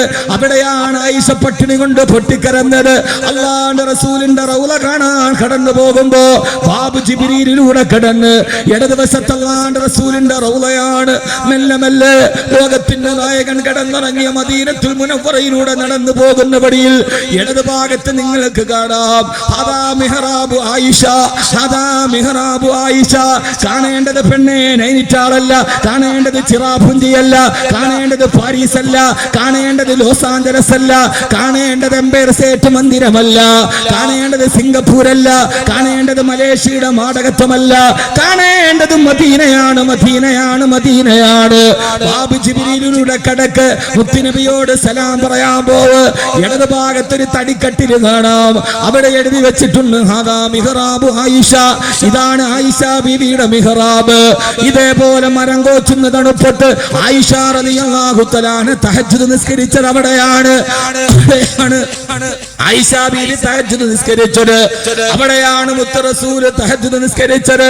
തന്റെ പ്രിയപ്പെട്ട ഭർത്താവ് നിസ്കരിച്ച് നിസ്കരിച്ച് നിസ്കരിച്ച് കാലിൽ നീളതളം കെട്ടുമ്പോ കുണ്ഠിതയായ ഭാര്യ വിളിച്ചു ചോദിച്ചത് എന്തിനാണ് നബിയെ ഇനി കിടന്നുറങ്ങാറായില്ലേ എന്ന് ചോദിക്കുമ്പോ ആയിഷ സ്വർഗത്തിൽ പോകണ്ടേ, അള്ളാന്റെ മുമ്പിൽ നിൽക്കണ്ടേ, നന്ദിയുള്ള ദാസനാവണ്ടേ എന്ന് ലോക ചരിത്രത്തിനത്തിന്റെ പരിവർത്തനത്തിന്റെ പടപ്പുറപ്പാട്ട് പാടിയ ലോകത്തിൽ ആളിത്തത്തെ പഠിപ്പിച്ചു കൊടുത്ത സ്ത്രീയുടെ അവകാശങ്ങൾ ഉയർത്തിക്കൊടുത്ത ജീവിതം പരലോകത്താണെന്ന് പഠിപ്പിച്ചു കൊടുക്കാൻ വന്ന ആദരമായ പ്രവാചകൻ നബി മുഹമ്മദ് മുസ്തഫ, ആദരമായ പ്രവാചകൻ നബി മുഹമ്മദ് മുസ്തഫ. നബിയെ എന്തിനാണ് ഞാൻ ഇത്ര വിവരിച്ചതെന്നറിയില്ല. പിന്നെ ഞാൻ വിവരിക്കാറ് അഹമ്മദ് കബീർ എന്നാണ് പറയേണ്ടത്. ഓ നബിയെ ദിൽ മേ സബാൻ തേരേ ലിയേ, ദിൽ മേ സബാൻ തേരേ ലിയേ. എന്റെ ഈ ഹൃദയത്തിൽ അങ്ങ് ഭാഷ തന്നത്, ഈ നാവിന് ഭാഷ തന്നത് അത് പ്രസംഗിക്കാനല്ല, അത് പ്രഭാഷണത്തിന്റെ ചക്രവർത്തിയാകാനല്ല. ദിൽ മേ സബാൻ തേരേ ലിയേ. അങ്ങീ ഭാഷ എനിക്ക് തന്നത് അങ്ങയെ കുറിച്ച് പറയാനാണ് നബിയെ. Jan may ബദൻ may Jan തുമാരേ ലിയേ. എന്റെ ഹൃദയത്തിൽ പ്രാണനെ തന്നത്, എന്റെ ഹൃദയത്തിൽ റൂഹിനെ തന്നത്, എന്റെ ഹൃദയത്തിന് അനക്കം തന്നത് അങ്ങയെ സ്നേഹിക്കാനാണ് തിരുദൂതരെ. യാ റസൂലല്ലാഹ്, ഇത് അനുരാഗിയുടെ അനുരാഗത്തിന്റെ അനിർവചനീയമായ ആന്തോളനത്തിന്റെ അത്ഭുതമായ പ്രവാഹമാണ്. ഹബീബായ നബി മുഹമ്മദ് മുസ്തഫ സല്ലല്ലാഹു അലൈഹി വസല്ലമ മദീനയിലൂടെ കടന്നു ചെല്ലുമ്പോ പച്ചക്കുപ്പ കാണുമ്പോ അല്ലാഹുവിന്റെ റസൂലിന്റെ ഉറക്കറ കാണുമ്പോ ആ ഉറക്കറയിൽ മുത്തു റസൂൽ ഉറങ്ങിക്കിടക്കുകയാണ്. മണ്ണ് തിന്നിട്ടില്ല തിരുശരീരം. വഫിൽ കബീരി ശരീഫി തറാഹു ഹയ്യാ അലൈഹി യുസറു ബിഹർ റസൂലു. അല്ലാഹുവിന്റെ റസൂലിന്റെ ശരീരം മണ്ണ് തിന്നു എന്ന് പറഞ്ഞാൽ അത് അർബുദം ബാധിച്ച വിശ്വാസമാണ്. ഹബീബായ നബി തങ്ങളുടെ ശരീരം മണ്ണും പുഴുക്കളും തിന്നെന്ന് പറഞ്ഞാൽ അത് മണ്ടത്തരം ബാധിച്ച ലോകത്തിന്റെ ജീർണിച്ച ചിതലരിച്ച വിശ്വാസമാണ്. ഇല്ല ഇല്ല, ഹബീബായ മുത്തിനെ മണ്ണും പ്രണമിച്ചിട്ടേയുള്ളൂ, ആ മണ്ണും പ്രണയിച്ചിട്ടേയുള്ളൂ. എങ്ങനെയാണ് നബിയെ വഹീന്റെ നാദം ഏറ്റെടുത്ത ഈ ശരീരത്തെ മണ്ണ് തിന്നുക? വഫിൽ കബീരി ശരീഫി തറാഹു ഹയ്യാ അലൈഹി യുസറു ബിഹർ റസൂലു. ആ കബറിൽ കിടന്നിട്ട് അല്ലാഹുവിന്റെ റസൂൽ നമ്മളെ കാണുന്നുണ്ട് സല്ലല്ലാഹു അലൈഹി വസല്ലം. അവിടേക്ക് സലാം പറയാൻ പോകുമ്പോ മദീനയിലെ കാവൽ നിൽക്കുന്ന പോലീസുകാരന്റെ ശബ്ദവും ഇടറുന്നുവോ, അവന്റെ ശബ്ദം താടുന്നുവോ? മദീനയിലെ റൗളക്ക് കാവൽ നിൽക്കുന്ന പോലീസുകാരന് പോലെ ചെറിയ ശബ്ദമാണ്. എന്താണ് കാരണമെന്നറിയോ? അവന്റെ തലയുടെ മുകളിൽ റൗള ശരീഫിന്റെ മുകളിൽ എഴുതി വെച്ചിട്ടുണ്ട് ഈ ആയത്ത്, യാ അയ്യുഹല്ലദീന ആമനൂ ലാ തർഫഉ അസ്വാതകും ഫൗക സൗത്തിൻ നബി. അല്ലാഹുവിന്റെ റസൂലിന്റെ ശബ്ദത്തെക്കാൾ നിങ്ങളുടെ ശബ്ദം ഉയരാൻ പാടില്ല സഹാബ. അതുകൊണ്ട് ഇന്നും ഇവിടെ മദീന നിശബ്ദമാണ്, നിശബ്ദമാണ്, നിശബ്ദമാണ്. ഈ ആയത്തങ്ങൾ ഇറങ്ങിയപ്പോ മഹാനായ സാബിത്ത് ബിൻ ഖൈസ് റളിയല്ലാഹു അൻഹു പറഞ്ഞു, യാ റസൂലല്ലാഹ്, ഇത് അല്ലാഹുവിന്റെ ആയത്ത് സാബിത്ത് ഇബ്നു ഖൈസിനെ കുറിച്ച് ഇറങ്ങിയതാണ് നബിയേ. എന്റെ ശബ്ദം അല്പം പരുക്കൻ ശബ്ദമാണ്. ഞാൻ അങ്ങയുടെ മുമ്പിൽ സംസാരിച്ചപ്പോ എന്റെ ശബ്ദം ഒന്ന് ഉയർന്നപ്പോ അങ്ങയുടെ പേരിൽ ആയത്തിറങ്ങി നബിയേ. അതുകൊണ്ട് ഇനി സാബിത്ത് ഇബ്നു ഖൈസ് പള്ളിയിലേക്കില്ല. എന്റെ പ്രിയപ്പെട്ട ചെറുപ്പക്കാരാ, എന്റെ പ്രിയപ്പെട്ട പെങ്ങളെ, ഇതാണ് മുത്തുനബിയുടെ ജന്മദിനത്തിന്റെ സത്ത.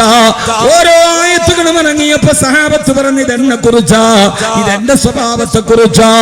നമ്മൾ ഖുർആൻ തുടക്കം മുതൽ ഒടുക്കം വരെ ഓതിയിട്ടില്ലേ? എത്രയോ ആയത്തുകൾ നമ്മൾ ഓതിയതാ. ആ സമയത്തൊക്കെ ഓരോ ആയത്ത് കേൾക്കുമ്പോഴും തോന്നിയിട്ടുണ്ടോ ഇത് അഹമ്മദ് കബീറിനെ കുറിച്ചാ, അല്ലെങ്കിൽ ഇത് ജവാദ് മന്നാനിയെ കുറിച്ചാ, അല്ലെങ്കിൽ ഇത് നൗഷാദ് സാഹിബിനെ കുറിച്ചാ, അതല്ലെങ്കിൽ ഇത് ബസ്രുദ്ദീൻ സാഹിബിനെ കുറിച്ചാ. പേരറിയുകയും അറിയാത്തവരും നിങ്ങൾ ഓരോരുത്തരും അല്ലാഹുവേ ഈ ആയത്ത് എന്നെ കുറിച്ചിറങ്ങിയതാ. പെങ്ങളെ, അങ്ങനെ ചിന്തിക്കാൻ കഴിയുമ്പോഴാണ് ഖുർആൻ പരിവർത്തനം ഉണ്ടാവുക. എത്രയോ പ്രാവശ്യം നമ്മൾ ഓതിയിട്ടില്ലേ? വവൈലുൽ ലിൽ മുത്തഫിഫീൻ, കച്ചവടക്കാർക്കാണ് നരകമുള്ളത്. അല്ലദീന ഇദക്താലു അലന്നാസി യസ്തൗഫൂൻ, അളവിലും തൂക്കത്തിലും കൃത്രിമം കാണിക്കുന്ന കച്ചവടക്കാരനാണ് വൈലെന്ന നരകമുള്ളത്. കച്ചവടക്കാരായി ആയത്തോതും ഓർക്കണം, ഇതെന്നെ കുറിച്ചാണ് ഈ ആയത്ത് പറയുന്നത്. ഇത് അല്ലാഹു എന്റെ സ്വഭാവത്തെ കുറിച്ച് പറഞ്ഞതാ. എന്റെ കച്ചവടത്തിൽ അളവിലും തൂക്കത്തിലും കൃത്രിമം കാണിക്കാറുണ്ട്. ഓരോ ആയത്തോതുമ്പോഴും അത് നമ്മളെ കുറിച്ചാണ് ഓർക്കണേ പെങ്ങളെ. നിനക്കറിയാത്ത ഊഹാപോഹങ്ങൾ പറയരുത്. ഞാൻ അടുത്ത പെണ്ണിനെ കുറിച്ച് ഊഹാപോഹം പറഞ്ഞിട്ടുണ്ട്. ഗൾഫുകാരന്റെ ഭാര്യയെ കുറിച്ചിട്ട് ഞാൻ അപമാനം പറയാറുണ്ട്. നന്നായി ജീവിക്കുന്ന പെണ്ണുങ്ങളെ കുറിച്ച് ഞാൻ മോശമായി പറയാറുണ്ട്. ഇതെന്നോടാണ് പറയുന്നത്. നിനക്കറിയാത്ത കാര്യങ്ങൾ പറഞ്ഞു നടക്കരുത്. ഇന്ന സമവൽ ബസറവൽ ഫുആദ കുല്ലു ഉലൈക കാന അൻഹു മസൂലാ. നിന്റെ കേൾവി നിന്റെ കാഴ്ചയും പടച്ചറപ്പിന്റെ മുമ്പിൽ ചോദ്യം ചെയ്യപ്പെടുന്നതാ. ഓരോ നീ പറഞ്ഞത്, നീ കേട്ടത്, നീ പ്രചരിപ്പിച്ചത്, നീ ഊഹം പറഞ്ഞത് പടച്ചറപ്പിന്റെ മുമ്പിൽ പറയാതെ സ്വർഗത്തിൽ പോവില്ല. ഇതൊക്കെ ഓർമ്മ ചിന്തിക്കണ്ട പടച്ചറബേ. അന്യന്റെ കുറ്റം പറയുന്ന സ്വഭാവം എനിക്കുണ്ട്. ഇതെന്നെ കുറിച്ചാണ് ഈ ആയത്തെന്ന് നമ്മൾ ചിന്തിക്കുമ്പോഴാണ് ഇസ്ലാമിന്റെ സൗന്ദര്യം നമുക്ക് വരിക. അല്ലാഹു തൗഫീഖ് നൽകട്ടെ. പെണ്ണുങ്ങളെ, നിങ്ങൾ ഓതിയാറില്ല ഖുർആൻ? തുടക്കം മുതൽ ഒടുക്കം വരെ റമളാനെങ്കിൽ ഖത്തം.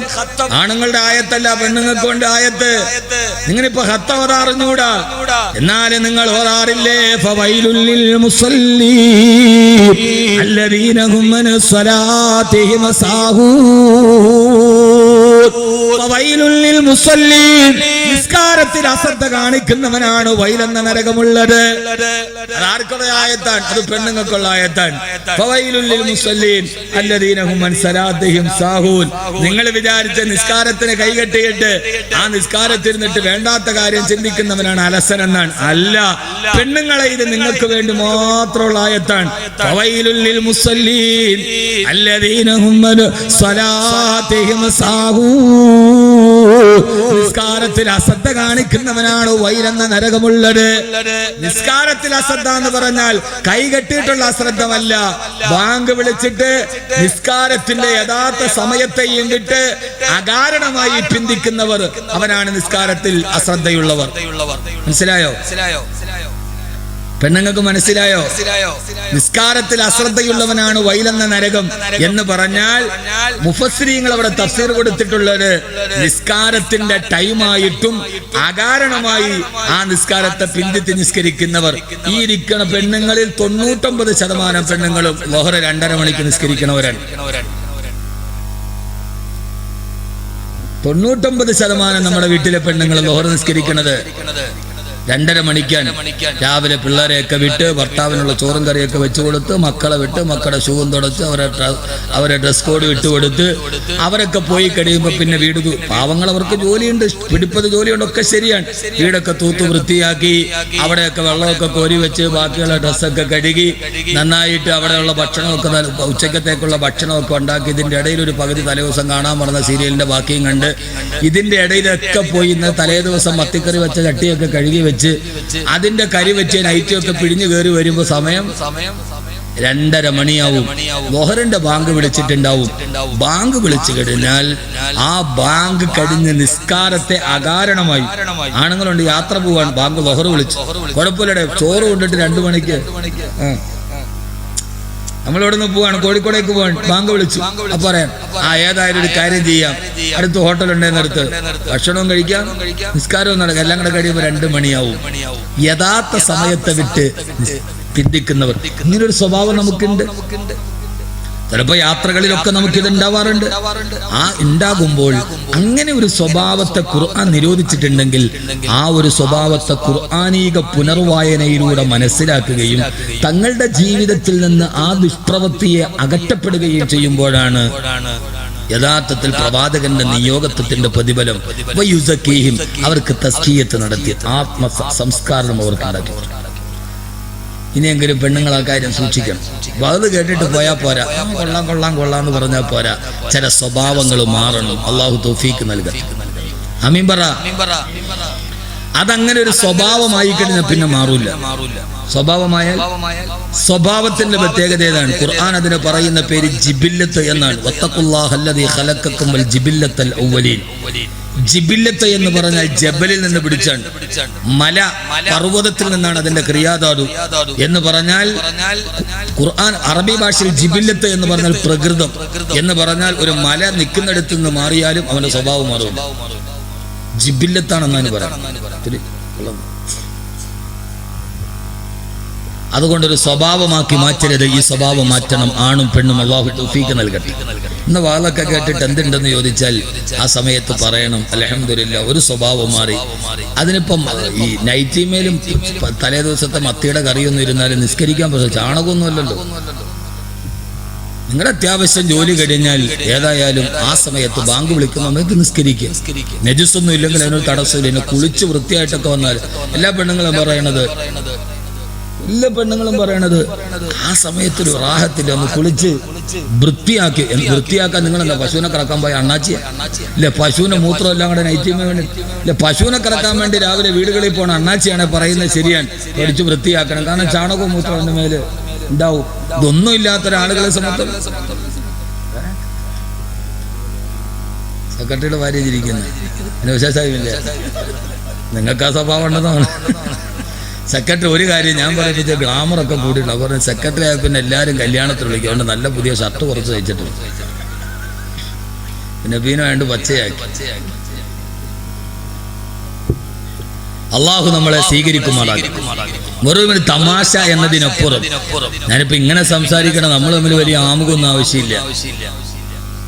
എന്റെ സ്വന്തം നാട് ഇടുക്കി ജില്ലയിൽ കാഞ്ഞാറാണ്. പക്ഷെ ഇപ്പൊ എന്റെ സ്വന്തം നാട് കാരാളികോണമാണ്. അത് കഴിഞ്ഞാൽ ഈ മേഖലയിൽ ഒരു സ്വന്തം നാട് പോലെ അടുപ്പമുള്ള മറ്റു സ്ഥലമാണ് പയ്യക്കോട് എന്നെ സംബന്ധിച്ചോളം. അപ്പോൾ നമ്മൾ തമ്മിൽ ഒരു ആമുഖമോ അല്ലെങ്കിൽ ഒരു വലിയ ഗർവിന്റെയോ അല്ലെങ്കിൽ ഞാൻ ഇങ്ങനെയാണ് നിങ്ങൾ അങ്ങനെയാണ് എന്ന ഒരു അകലത്തിന്റെ കാര്യമില്ല. അടുത്തു നിന്ന് സംസാരിക്കാൻ കഴിയുന്നതിലപ്പുറം നമ്മൾ മനസ്സുകൊണ്ട് അറിയുന്ന ആളുകളാണ്. അതുകൊണ്ടാണ് ഞാൻ പറഞ്ഞത് നമ്മെ സംബന്ധിച്ചോളം ഈ ഒരു സ്വഭാവങ്ങൾ മാറണം. അള്ളാഹു തൗഫീക്ക് നൽകട്ടെ. ചില സ്വഭാവം ഉണ്ടെങ്കിൽ ആ സ്വഭാവം പിടിച്ചുപോയ പിന്നെ മാറില്ല. പണ്ടെന്നെ കണക്ക് പഠിപ്പിച്ചൊരു സാറുണ്ടായിരുന്നു. സാറ് കിണറ്റി ഇറങ്ങിയപ്പോ ഈ മുളയുടെ സൈഡ് കൊണ്ടിട്ട് സാറിന്റെ ഇവിടെ ഒരു മുറിവുണ്ടായി. ഇവിടെ അങ്ങനെ നല്ല മുറിവാണ്. അദ്ദേഹം മുറിവൊക്കെ കെട്ടിവെച്ച് ക്ലാസ്സിൽ വന്നു. ഈ മുറിവ് പഴുത്തപ്പോ ഈച്ച വന്ന് മുറിവിലിരിക്കും. അപ്പൊ സാറ് ഈച്ച മുറിവിൽ വന്നിരിക്കുമ്പോ സാർ എപ്പോഴും കൈകൊണ്ട് ഇങ്ങനെ തട്ടിക്കളയും, ഈച്ച ആട്ടുന്നു. അപ്പൊ കുറെ സമയം എപ്പോഴും ഈച്ച വന്നിരിക്കും. ആട്ടിപ്പായാലും ഈച്ചയുടെ സ്വഭാവം എന്ന് പറഞ്ഞ ആട്ടിപ്പുറത്താക്കിയാൽ ചില ഈച്ചയുടെ സ്വഭാവം എന്ന് പറഞ്ഞാൽ പിരിവുകാരെ പോലെ ഇല്ലാന്ന് പറഞ്ഞാലും ഗേറ്റിനപ്പുറത്ത് വിട്ടാലും വീണ്ടും തിരിച്ചു വരും.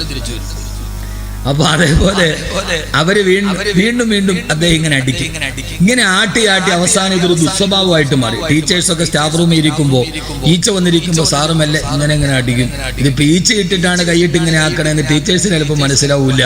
അങ്ങനെ പലവിധ ഒരു സിമ്പിളായിട്ടൊക്കെ തോന്നിയാൽ വലിയ പ്രശ്നങ്ങളാണ്. അവസാനം സാർ ഇതിനൊരു പോംപടി കണ്ടുപിടിച്ചു. ഇദ്ദേഹം ഈ മുറിവിൽ ഈച്ച വന്നിരിക്കുമ്പോ പിന്നെ ഇങ്ങനെ കാണിക്കൂല. അദ്ദേഹം എന്ത് ചെയ്യുന്നറിയോ, ഈ ഒരു ബുദ്ധിമുട്ട് ഒഴിവാക്കാൻ വേണ്ടി അദ്ദേഹം ഇങ്ങനെ കാണിക്കും.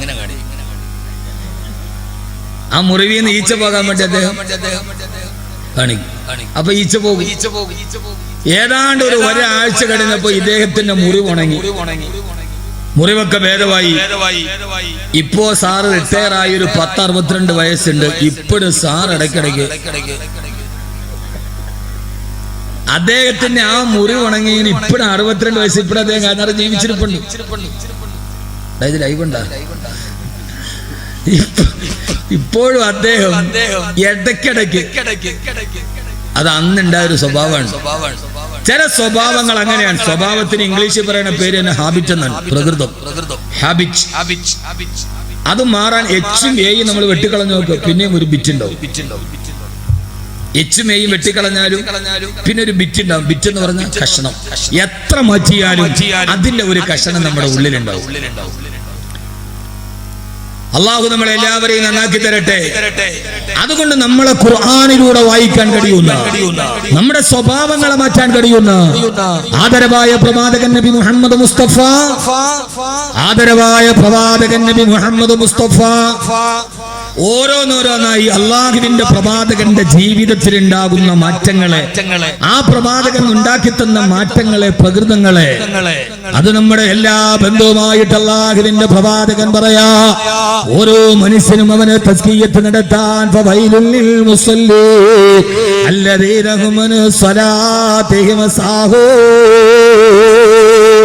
നമസ്കാരത്തിൽ അശ്രദ്ധയുള്ളവനാ സംസ്കാരത്തെ, അവന്റെ സ്വഭാവത്തെ ഖുർആനിക വർപ്പണത്തിലൂടെ മാറ്റി നിർത്താൻ ഏതൊക്കെ ദുസ്വഭാവങ്ങളുണ്ടോ ആ ദുസ്വഭാവങ്ങൾ മുഴുവൻ തന്റെ ഹൃദയത്തിൽ മാറ്റിവെക്കാൻ ആത്മസംസ്കരണത്തിനാണ് പ്രവാചകൻ കടന്നു വന്നതെന്ന് അല്ലാഹുവിന്റെ വിശുദ്ധ ഖുർആൻ.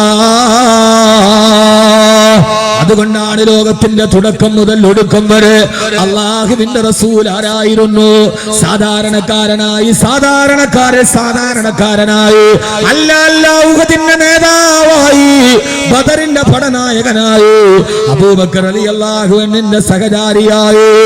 ഞാൻ പ്രവാചക ജീവിതത്തിന്റെ ഓരോ സമഗ്രമായ സന്ദേശങ്ങളെ, ചിതറിത്തെറിച്ച സന്ദേശങ്ങളെ ഈ റബീഇന് സമാപനം കുറിച്ച് ഓർമ്മിപ്പിക്കുകയാ. ലഖദ് കാന ലക്കും ഫീ റസൂലില്ലാഹി ഉസ്വത്തുൻ ഹസന.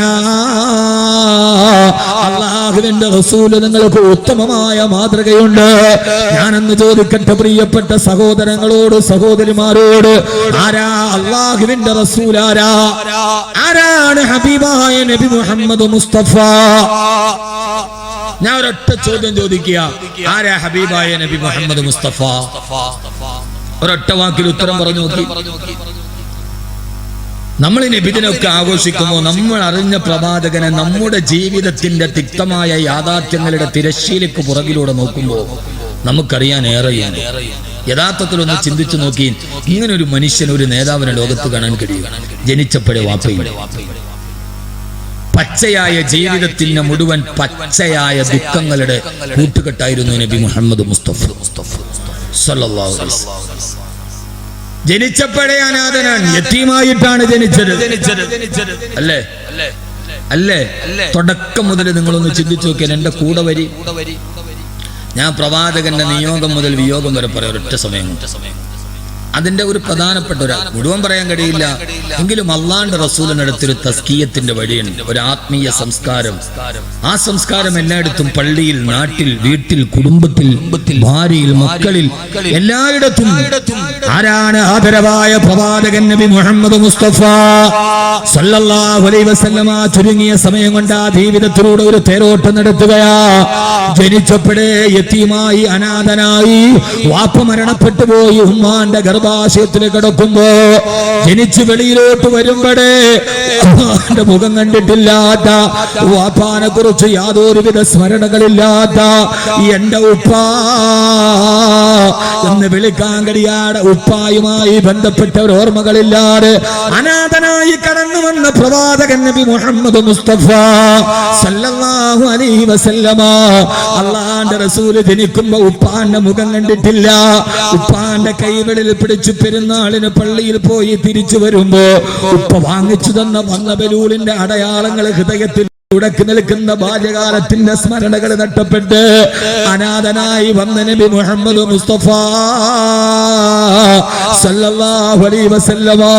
ഉപ്പയില്ലാത്ത മകന് എന്ന ജീവിതത്തിലെ ഏറ്റവും ആശ്രയം ഉമ്മയല്ലേ?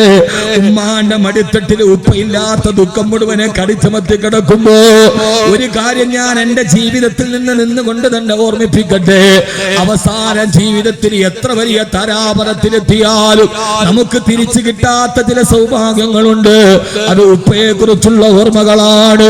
പെരുന്നാളിന് തക്ബീറിന്റെ വിളി കേൾക്കുമ്പോ തലേ ദിവസം എടുത്തു വെച്ച പുത്തനുടുപ്പുമിട്ട് ഉപ്പാന്റെ കൂടെ പോയി പുഴയിൽ കുളിച്ചെഴുന്നേറ്റ് വന്ന് പുത്തനുടുപ്പുമിട്ടിട്ട് ഉപ്പാന്റെ കയ്യിൽ പിടിച്ച് പെരുന്നാളിന് പള്ളിയിൽ പോയി തിരിച്ചു വരുമ്പോ ഉപ്പാന്റെ പെരുവിരല് വിരളമത്തി പിടിച്ച് ഐസിന്റെ മണിമുടക്കം കേൾക്കുമ്പോ ചിണിങ്ങിക്കരഞ്ഞ് അവസാനം ഉപ്പ ഗീസയിൽ നിന്ന് ചില്ലറയെടുത്ത് ഐസ് വാങ്ങി തന്ന് പോണ വഴിയിൽ 2 കൈയും ബലൂണും വാങ്ങി തന്നിട്ട് ഉപ്പാന്റെ കൈ പിടിച്ചിട്ട് ഗ്രാമത്തിന്റെ തെരുവുകളിലൂടെ നടന്നുപോയ ബാല്യകാലം, ആ ബാല്യകാലത്തിന്റെ ഓർമ്മകൾക്ക് പകരം വെക്കാൻ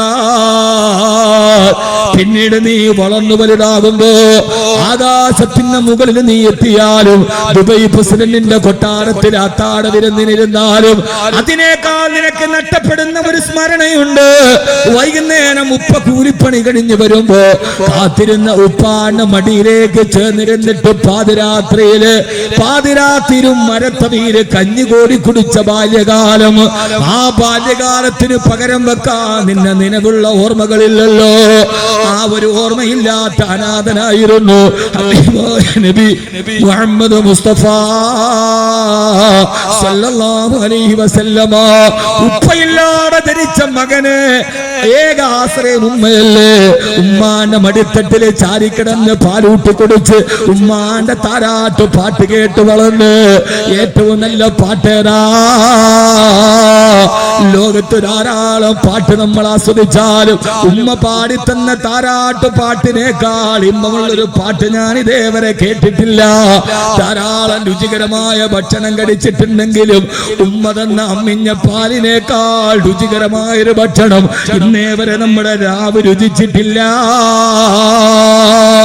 ഏറ്റവും നല്ല ഭക്ഷണവും ഏറ്റവും നല്ല ശബ്ദവും നമുക്ക് നൽകിയ ഉമ്മ എന്ന ജീവിതത്തിന്റെ പകരം വെക്കാനില്ലാത്ത ചേർത്തുവച്ച 2 അക്ഷരങ്ങൾ, അമ്മ എന്നുള്ള 2 അക്ഷരത്തിൽ ഈ ബ്രഹ്മാണ്ഡ സാഹിത്യമൊക്കെ കുറിപ്പതായി.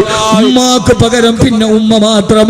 പക്ഷേ ജീവിതത്തിന്റെ വാപ്പയെ കാണാതെ ഒറ്റക്ക് നടക്കുമ്പോ അള്ളാഹുവിന്റെ പരീക്ഷണം പോലെ ഉമ്മ യാത്രാമധ്യ അപവ എന്ന സ്ഥലത്ത് വെച്ച് ഉമ്മ മരണപ്പെട്ടു. ഉമ്മയുടെ ശരീരം തന്റെ കൈകൊണ്ട് കുടിച്ചുണ്ടാക്കിയ കബറിലേക്ക് എടുത്തു വെച്ച് സനാതനായി വന്ന് അനാഥനായി മക്കയിലേക്ക് തിരിച്ചു വന്ന ഉമ്മാനെ സ്വന്തം കൈകൊണ്ട് കബറടക്കിയ പലപ്പോഴും അബൂ ഹുറൈറ റളിയല്ലാഹു തആല പറയുന്നുണ്ട്, ഒരു ദിവസം ഞാനും സഹാബത്തും കൂടി റസൂലുള്ളാഹിയുടെ കൂടെ പോകുമ്പോ മരുഭൂമിയിലെത്തിയപ്പോ അല്ലാഹുവിന്റെ റസൂൽ പറഞ്ഞു, സഹാബാ നിങ്ങളെല്ലാവരും ഇവിടെ ഒന്ന് നിൽക്കണേ, ഞാനൊരൽപ്പത്തേക്കൊന്ന് മാറിയിട്ട് വരാം. ഞങ്ങളുടെ അടുക്കൽ നിന്ന് റസൂലുള്ള അപ്പുറത്തേക്ക് മാറിപ്പോയി. ഏറെ നേരം കഴിഞ്ഞിട്ടും ഹബീബായ നബി തങ്ങൾ തിരിച്ചു വരാതിരുന്നപ്പോ എവിടെ പോയി? അല്ലാഹുവിന്റെ റസൂലിന് ആളപായം സംഭവിച്ചോ എന്നറിയാൻ മണൽ പരപ്പിന്റെ മറവിലൂടെ ഞാൻ കടന്നു പോയപ്പോ അല്ലാഹുവിന്റെ റസൂൽ ഏകനായി വടിമധ്യേ തന്റെ കൂട്ടുകാരെ നിർത്തി അല്ലാഹുവിന്റെ റസൂലിന് ഖബറിന്റെ മുമ്പിൽ ചെന്നിട്ട് കൈ ഉയർത്തിയിട്ട് പൊട്ടിക്കരഞ്ഞ് ദുആ ചെയ്യുകയാ.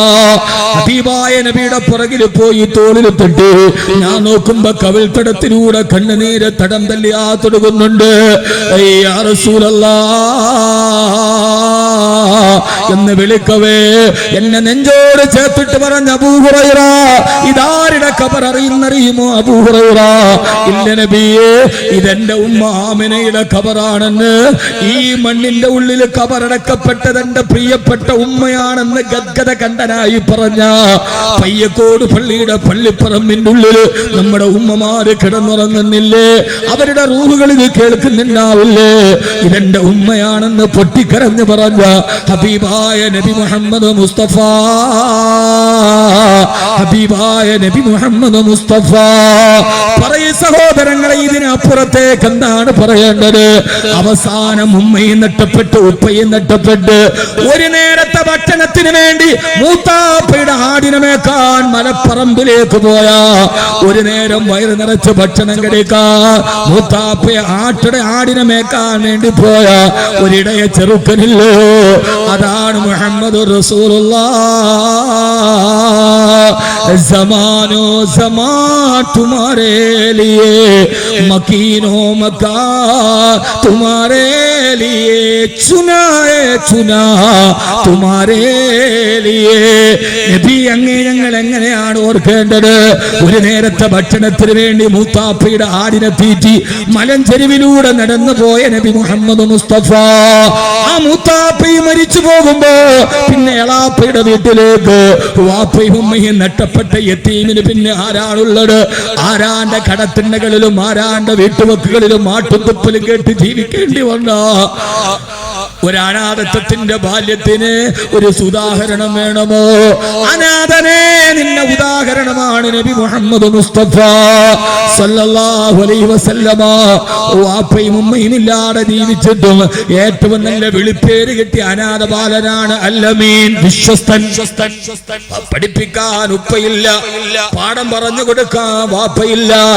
അനാഥനായി ജനിച്ചിട്ട് നിന്റെ കൗമാരത്തിലും നിന്റെ യൗവനത്തിലും അല്ലമീൻ എന്ന നാമകരണം കിട്ടിയ അവസാനം ജീവിതത്തിൽ ഇങ്ങനെ ഒറ്റയ്ക്ക് നടക്കുമ്പോ ജീവിതത്തിൽ ഒറ്റക്കായി പോയവന് അല്ലാഹു കൊടുത്ത ഏറ്റവും വലിയ അനുഗ്രഹമായിരുന്നു. തന്റെ ദുഃഖത്തിലും തന്റെ സങ്കടത്തിലും തന്റെ ആധിയിലും തന്റെ വ്യാധിയിലും തനിക്ക് കൂട്ടാളിയാവാൻ. തളർന്നു പോകുമ്പോ തന്റെ കൈയൊന്ന് പിടിക്കാൻ, ഒറ്റക്കായി പോകുമ്പോ പാതിരാത്രിയിൽ കൈ തന്റെ കരുത്തിലൂടെ ഇട്ടുണ്ട്.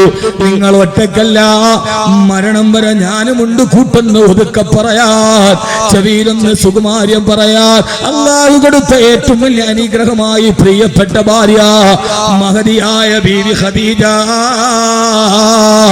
റളിയല്ലാഹു തആല അൻഹാ. ഖുവൈലിദിന്റെ മകളായ ഖദീജ വന്നു. അനാഥന് കോടീശ്വരന്റെ മകളെ വിവാഹം ആലോചിക്കപ്പെട്ട് വിവാഹത്തിൽ ഭാര്യയായി വന്നു. ഖദീജ പിന്നെ താങ്ങായി, തണലായി, സാന്ത്വനമായി, തലോടലായി. അവള് ജീവിതത്തിന്റെ ഏറ്റവും വലിയ താരാട്ടായി. ഉപ്പയില്ലാതെ ജനിച്ചവന് ജീവിതത്തിൽ കിട്ടിയ സൗഭാഗ്യമാണ് ഭാര്യ. അല്ലാഹു നമ്മുടെ ഭാര്യമാർക്ക് ആഫിയത്തും ആരോഗ്യവും കൊടുക്കട്ടെ. അല്ലാഹു ആഫിയത്തും ആരോഗ്യവും അല്ലാഹു കൊടുത്ത് അനുഗ്രഹിക്കുമാറാകട്ടെ. അല്ലാഹു നമ്മുടെ ഭാര്യമാരെ ഏതോ ഒരു സദസ്സിൽ വെച്ചൊരു വിരലിൽ തൊട്ട് നമ്മളെ കൂട്ടിയതുപോലെ അല്ലാഹുവേ അവസാന സ്വർഗത്തിലും കൂടിച്ചേരാൻ വഴിയുന്ന ജീവിതം ഞങ്ങൾക്ക് നൽകണേ തമ്പുരാനെ. അല്ലാഹു സ്വീകരിക്കുമാറാകട്ടെ. ഏറെ പറയാൻ എനിക്ക് സമയമില്ല. അല്ലാഹുവിന്റെ റസൂലിന്റെ ജീവിതത്തെ ഞാൻ അനുസ്മരിക്കുകയാണ്. ഖദീജ റളിയല്ലാഹു അൻഹാ എല്ലാവരും ഒറ്റപ്പെടുത്തിയപ്പോഴും കൂടെ ചേർന്ന ഖദീജ, എല്ലാവരും ആട്ടിയോടിച്ചപ്പോഴും ഞാനുണ്ട് നബിയേ എന്ന് പറഞ്ഞ ഖദീജ അവസാനം തന്റെ കഷ്ടപ്പാടുകളിൽ പങ്കാളിയായി. പ്രിയപ്പെട്ട ഖദീജ മരണവെപ്രാളത്തിൽ പിടയുമ്പോ ഒരു തോലിന്റെ കഷണം വെള്ളത്തിൽ മുക്കിയിട്ട് ആ വെള്ളം നനച്ച തോൽ കഷണം തന്റെ പല്ലിന്റെ ഇടയിലേക്ക് തിരികെ വെച്ചു. അതിൽ നിന്ന് ഇട്ടിട്ട് വരുന്ന വെള്ളം കുടിച്ച് തൊണ്ട നനച്ച് അവസാനം മരിക്കുന്ന നേരത്ത് വയറ് നിറച്ച് ഭക്ഷണം പോലും കഴിക്കാനില്ലാതെ തന്റെ ദീനിനു വേണ്ടി സർവ്വത സമർപ്പിച്ച കോടീശ്വരിയായ ഭാര്യ തോൽ കഷണം നനച്ചിട്ട് ആ വെള്ളം തൊണ്ടയിലേക്ക് ഇട്ടിട്ട് മരണവെപ്രാളത്തിൽ കിടക്കുമ്പോ തൊട്ടടുത്ത് നിന്ന് പൊട്ടിക്കരഞ്ഞ ഭർത്താവിനെ നിങ്ങൾക്കറിയുമോ? ആ ഭർത്താവാണ് നബി മുഹമ്മദ് മുസ്തഫ. എന്തേ നബിയെ സഹിക്കാൻ കഴിയുന്നില്ല ഖദീജ? കോടിപതിയായ ഖുവൈലിദിന്റെ മകളായിട്ട് നീ എന്റെ അടുക്കലേക്ക് വന്ന് മരിക്കുന്ന നേരത്ത് നിനക്ക് വയറ് നിറച്ചൊരു ഭക്ഷണം തരാൻ ഈ ഭർത്താവിന് കഴിയുന്നില്ലല്ലോ ഖദീജ. എനിക്ക് സഹിക്കാൻ കഴിയുന്നില്ലെന്ന് ഖദീജയെ കുറിച്ച് പറയുമ്പോ ആ സമയത്ത് തന്റെ ഭർത്താവിന്റെ വിരലിലും മുറുകെ പിടിച്ചിട്ട് നബിയെ ഖദീജക്ക് പരിഭവങ്ങളില്ല, ഖദീജക്ക് പരാതികളില്ല. നാളെ സ്വർഗത്തിരങ്ങയുടെ ഭാര്യയായി എന്നെയും ചേർത്ത് വെക്കുമോ എന്ന ഭർത്താവിന്റെ കൈവിരലിൽ പിടിച്ച് പൊട്ടിക്കരഞ്ഞ ഖദീജ റളിയല്ലാഹു അൻഹാ. പിന്നെ ജീവിതത്തിൽ വന്നു ആയിഷ, സൗദ വന്നു, ഹഫ്സ വന്നു റളിയല്ലാഹു തആല അൻഹുന്ന. 23 വർഷത്തെ ജീവിതം ഞാൻ 1 മണിക്കൂർ കൊണ്ട് പറഞ്ഞു തീർക്കുകയാണ്. അവിവേകം വന്നാൽ പൊറുക്കണേ റസൂലേ സല്ലല്ലാഹു അലൈഹി വസല്ലം. പിന്നീട് സുന്ദരിയായ ആയിഷ വന്നു. എന്റെ വാക്ക് കേൾക്കുന്ന ഭർത്താക്കന്മാരെ കേട്ടോളുക. പിന്നീട് 40 വയസ്സുള്ള ഖദീജക്ക് പകരം വന്നത് 15 വയസ്സിന്റെ അന്തരമുണ്ട് ഭാര്യയും ഭർത്താവും തമ്മിൽ, നബിതങ്ങളും ഖദീജയും തമ്മിൽ. വേണമെങ്കിൽ പറയാം വയസ്സിക്ക് പകരം വന്നത് കന്യകയായ സുന്ദരിയായ ആയിഷ റളിയല്ലാഹു തആല അൻഹാ. എന്നാലും എന്റെ പ്രിയപ്പെട്ട ഖദീജയെ കഅബാലയത്തിന്റെ ചുറ്റുവട്ടത്ത് കൊണ്ടുപോയി ഖബറടക്കിയിട്ട് എല്ലാ ദിവസവും നബിതങ്ങൾ പറയുമായിരുന്നു, എന്റെ ഖദീജ, എന്റെ ഖദീജ, എന്റെ ഖദീജ. ഒരു ദിവസം പോലും ഖദീജ ഓർക്കാത്ത ദിവസങ്ങളില്ല. മരിച്ചിട്ടും മണ്ണിന്റെ അടിയിൽ കിടക്കുമ്പോഴും മനസ്സിന്റെ ഉള്ളിൽ മൺചരാട് പോലെ മായാതെ മറയാതെ മൺദീപം പോലെ പ്രിയപ്പെട്ട ഖദീജ. അവസാനം നാട്ടിൽ നിന്ന് നാട്ടി ഓടിക്കപ്പെട്ട് മക്കം ഫതഹിന് തിരിച്ചു വരുമ്പോ മക്ക മുഴുവനും തന്റെ കാൽ കീഴിലാകവേ കഅബാലയത്തിന്റെ ചുറ്റും ഇങ്ങനെ തവാഫ് ചെയ്യുകയാ. എതിർക്കാൻ ആരുമില്ല, ഒട്ടകത്തിന്റെ കുടൽമാലയിടാൻ ആരുമില്ല. മക്ക തന്റെ കാൽ കീഴിൽ പെട്ടപ്പോ കഅബാലയത്തിന് ചുറ്റും തവാഫ് ചെയ്യവേ ഓരോ തവാഫ് പൂർത്തിയാകുമ്പോഴും അല്ലാഹുവിന്റെ റസൂൽ വലത്തോട്ട് തിരിഞ്ഞു നോക്കും. രണ്ടാമത്തെ തവാഫ് കറങ്ങിയിട്ട് വന്ന് വലത്തോട്ട് നോക്കും. മൂന്നാമത്തെ തവാഫും കഴിഞ്ഞ് പൂർത്തിയായിട്ട് വലത്തോട്ട് ചെരിഞ്ഞു നോക്കും. 7 തവാഫും കഴിഞ്ഞപ്പോ തിരിഞ്ഞു നോക്കിയിട്ട് പൊട്ടിക്കരഞ്ഞു. എന്തിനെന്നറിയോ ഭർത്താക്കന്മാരെ, തന്റെ പ്രിയപ്പെട്ട ഖദീജയെ കബറടക്കിയിരിക്കുന്നത് വലതു ഭാഗത്താണ്. ആ കബറിന്റെ നേരെ തിരിഞ്ഞു നിന്നിട്ട് പൊട്ടിക്കരഞ്ഞുകൊണ്ട് പറഞ്ഞു, ഖദീജ, മക്ക എന്റെ കയ്യിലായി മോളെ. ഇന്ന് നമ്മളെ എതിർക്കാൻ ആരുമില്ല, ഇന്ന് എന്നെ പട്ടിണിക്കിടാൻ ആരുമില്ല ഖദീജ. നമ്മുടെ കട്ടപ്പാടുകളെല്ലാം തീർന്നു ഖദീജ. പക്ഷേ അത് കാണാൻ നീ ഇന്ന് എന്റെ കൂടെ ഇല്ലല്ലോ, ഇന്ന് മണ്ണിന്റെ അടിയിലേക്ക് പോയല്ലോ ഖദീജ എന്ന് മക്ക തന്റെ കാൽ കീഴിൽ വന്ന് സൗഭാഗ്യം കയ്യിൽ കിട്ടുമ്പോഴും ഖബറിലേക്ക് പോയ ഭാര്യയെ മറന്നില്ല നബി മുഹമ്മദ് മുസ്തഫ. ജീവിതം മറക്കാനുള്ളതല്ല, കൂടെ കഴിഞ്ഞവളെ മറക്കാനുള്ളതല്ല, കൂടെ കിടന്നവളെ മറക്കാനുള്ളതല്ല. ഇന്ന് ലോകത്തോട് പഠിപ്പിക്കാനാണ് മുത്ത് റസൂൽ വന്നത്. മുദ്രാവാക്യം മാത്രമല്ല, മുദ്രണം ചെയ്ത സ്നേഹത്തെ കൂടെ കിടന്നവളോട് പകർത്തി കൊടുക്കാൻ. ഏത് സമയത്തും ആയിഷ എന്ന സുന്ദരിയായ രണ്ടാം ഭാര്യയുടെ അടുക്കലിരിക്കുമ്പോഴും അല്ലാഹുവിന്റെ റസൂൽ എപ്പോഴും പറയും, എന്റെ ഖദീജ, എന്റെ ഖദീജ. ഒരു ദിവസം ഹംനാ ബിൻത് ജഹ്ഷ് റളിയല്ലാഹു അൻഹ പ്രവാചകന്റെ വീട്ടിലേക്ക് വന്നു. അസ്സലാത്തു വസ്സലാമു അലൈക യാ റസൂലല്ലാഹ്. ഹംന റളിയല്ലാഹു അൻഹ സലാം പറഞ്ഞപ്പോ അല്ലാഹുവിന്റെ റസൂൽ പറഞ്ഞു, ഹംന ഒന്നുകൂടി പറ. രണ്ടാമത് സലാം പറഞ്ഞു, ഹംന നീ ഒന്നുകൂടി ഉറക്കെ പറയ് ഹംന. അടുത്തിരുന്ന ആയിഷ ബീവി ചോദിച്ചു, എന്തേ നബിയേ ഹംനയെ കൊണ്ട് വീണ്ടും വീണ്ടും സലാം പറയിപ്പിക്കുന്നത് എന്തിനാ? അപ്പോഴാണ് പറഞ്ഞത്, ആയിഷ, ഹംനയുടെ ശബ്ദം എപ്പോഴും കേൾക്കുന്നത് എന്റെ കാതിരിമ്പമാണ്. കാരണം ഹംനയുടെ ശബ്ദവും എന്റെ ഖദീജയുടെ ശബ്ദവും ഒരുപോലെയാണ്. ഹംനയുടെ വർത്തമാനം കേൾക്കുമ്പോ എനിക്ക് എന്റെ ഖദീജയെ ഓർമ്മ വരും. ആയിഷ റളിയല്ലാഹു അൻഹാ എപ്പോഴും ഖദീജ ബീവിയെ കുറിച്ച് പറഞ്ഞപ്പോ ആയിഷ ബീവിക്ക് ദേഷ്യം പിടിച്ചു. പെണ്ണല്ലേ വർഗം, ദേഷ്യം പിടിച്ചു. ആയിഷ ബീവി ചോദിച്ചു, നബിയേ എപ്പോഴും ഈ ഖദീജയുടെ പേര് പറയുന്നത് എന്തിനാണ്? ഇന്നഹാ കാനത്ത് അജൂസാ, അവരൊരു പടുകിളവിയായിരുന്നില്ലേ? വഅബ്ദലകല്ലാഹു ഖൈറൻ മിൻഹാ, അവര് മരിച്ചാലും അവരെക്കാൾ ഖൈറായത് അല്ലാഹു അങ്ങേക്ക് പകരം തന്നില്ല നബിയേ എന്ന് പറഞ്ഞ നബിയെ എപ്പോഴും ഖദീജ എന്ന് പറഞ്ഞ ഖദീജ ഖദീജ എന്ന് പറഞ്ഞ എന്തിനാണ്? ഇന്നഹാ കാനത്ത് അജൂസ, അവരൊരു പടുകിളവിയല്ലേ, അങ്ങേക്കാൾ 15 വയസ്സ് മൂപ്പുണ്ടായിരുന്ന ഒരു കിളവി. അവര് മരിച്ചുപോയി. വഅബ്ദലകല്ലാഹു ഖൈറൻ മിൻഹാ, അവര് മരിച്ചെങ്കിലും അവരെക്കാൾ നല്ലതിനെ അള്ളാഹു നിങ്ങൾക്ക് ഖൈറായി തന്നില്ല നബിയെ എന്നെ എന്ന് പറഞ്ഞ ആയിഷ ബി പറഞ്ഞതിന്റെ അർത്ഥം എന്താ? ആ പടുകിളവി മരിച്ചപ്പോ അതിന് പകരം അള്ളാഹു തന്നത് കന്യകയായ സുന്ദരിയായ ശാലീന സൗന്ദര്യമുള്ള എന്നെ. എന്നിട്ട് ചുമ്മാ എപ്പോഴും ആ കിളവിയുടെ പേര് പറയുന്നത് എന്തിനാ? ഇത് കേട്ടപ്പോ അള്ളാന്റെ ഭർത്താക്കന്മാര് തലകുനിച്ചിരിക്കുക. എന്റെ നേരം ശൈലയിരുന്ന് ഉറങ്ങാനൊന്നും ഓയിരുന്ന് പെണ്ണ് കെട്ടിട്ട് ഇത് കേൾക്കുമ്പോ ഉറങ്ങും. എന്റെ നേരം അള്ളാഹുവിന്റെ റസൂല് പറഞ്ഞു, ഇവിടെ എന്താ വാദം? നീ പോണേ പോടി, ഞാൻ രണ്ടാമത് വേറെ കെട്ടും.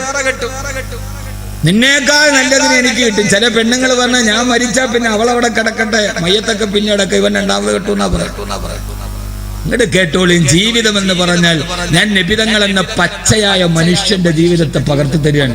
നബിതങ്ങൾ പറഞ്ഞു 40 വയസ്സുള്ള ഖദീജക്ക് പകരം അള്ള കൊടുത്തത് കന്യകയായ സുന്ദരിയായ ആയിഷ ബീവിയെ. ആയിഷ ബീവി പറഞ്ഞു, നബി അതിന് നല്ലത് കിട്ടിയില്ലേ? ചിലപ്പോ ഇതിനെ വിട്ടാ ഇതിനേക്കാൾ നല്ലത് കിട്ടിയേക്കാം. പക്ഷേ ആദ്യം പകർന്നു കിട്ടിയ സൗന്ദര്യത്തിനും സ്നേഹത്തിനും പകരം നൽകാൻ അള്ളാന്റെ റസൂലിന്റെ ഹദീസിൽ കാണാം, അള്ളാന്റെ റസൂലിന്റെ തലയിലെ രോമം പോലും വിറക്കാൻ തുടങ്ങി. ആയിഷ ബീവിയുടെ വാക്ക് കേട്ടപ്പോ അള്ളാന്റെ റസൂലിന്റെ തലയിലെ രോമം വരെ വിറച്ചു. അത്രയ്ക്ക് ദേഷ്യം വന്നു. നബി തങ്ങളുടെ തലയുടെ ഉച്ചന്തലയിലെ രോമം വരെ വിറച്ചു. ഇത് കേട്ടപ്പോ ദേഷ്യം വന്നു. എന്നിട്ട് പറഞ്ഞു, ആയിഷ നിനക്കറിയില്ല എന്റെ ഖദീജേ, എല്ലാവരും എന്നെ ആട്ടി ഓടിച്ചപ്പോ എന്നെ ചേർത്ത് പിടിച്ചെന്റെ ഖദീജയാ, എല്ലാരും എന്നെ അവിശ്വസിച്ചപ്പോ എന്നെ വിശ്വസിച്ച ഖദീജയാ, എല്ലാവരും എന്നെ പട്ടിണിക്കിട്ടപ്പോ എനിക്ക് അന്നം തന്ന് ഊട്ടിയെന്റെ ഖദീജയാ, എന്റെ ഹബീബായ നബി മുഹമ്മദ് മുസ്തഫ, ആദരവായ പ്രവാചകൻ നബി മുഹമ്മദ് മുസ്തഫ സല്ലല്ലാഹു അലൈഹി വസല്ലമ എന്താണ് ജീവിതം എന്ന് പഠിപ്പിച്ചു തരാൻ ലോകത്തോട് വന്ന നബിയായിരുന്നു അല്ലാഹുവിന്റെ റസൂൽ നബി മുഹമ്മദ് മുസ്തഫ സല്ലല്ലാഹു അലൈഹി വസല്ലം. അല്ലാഹു നമുക്ക് തൗഫീഖ് നൽകട്ടെ.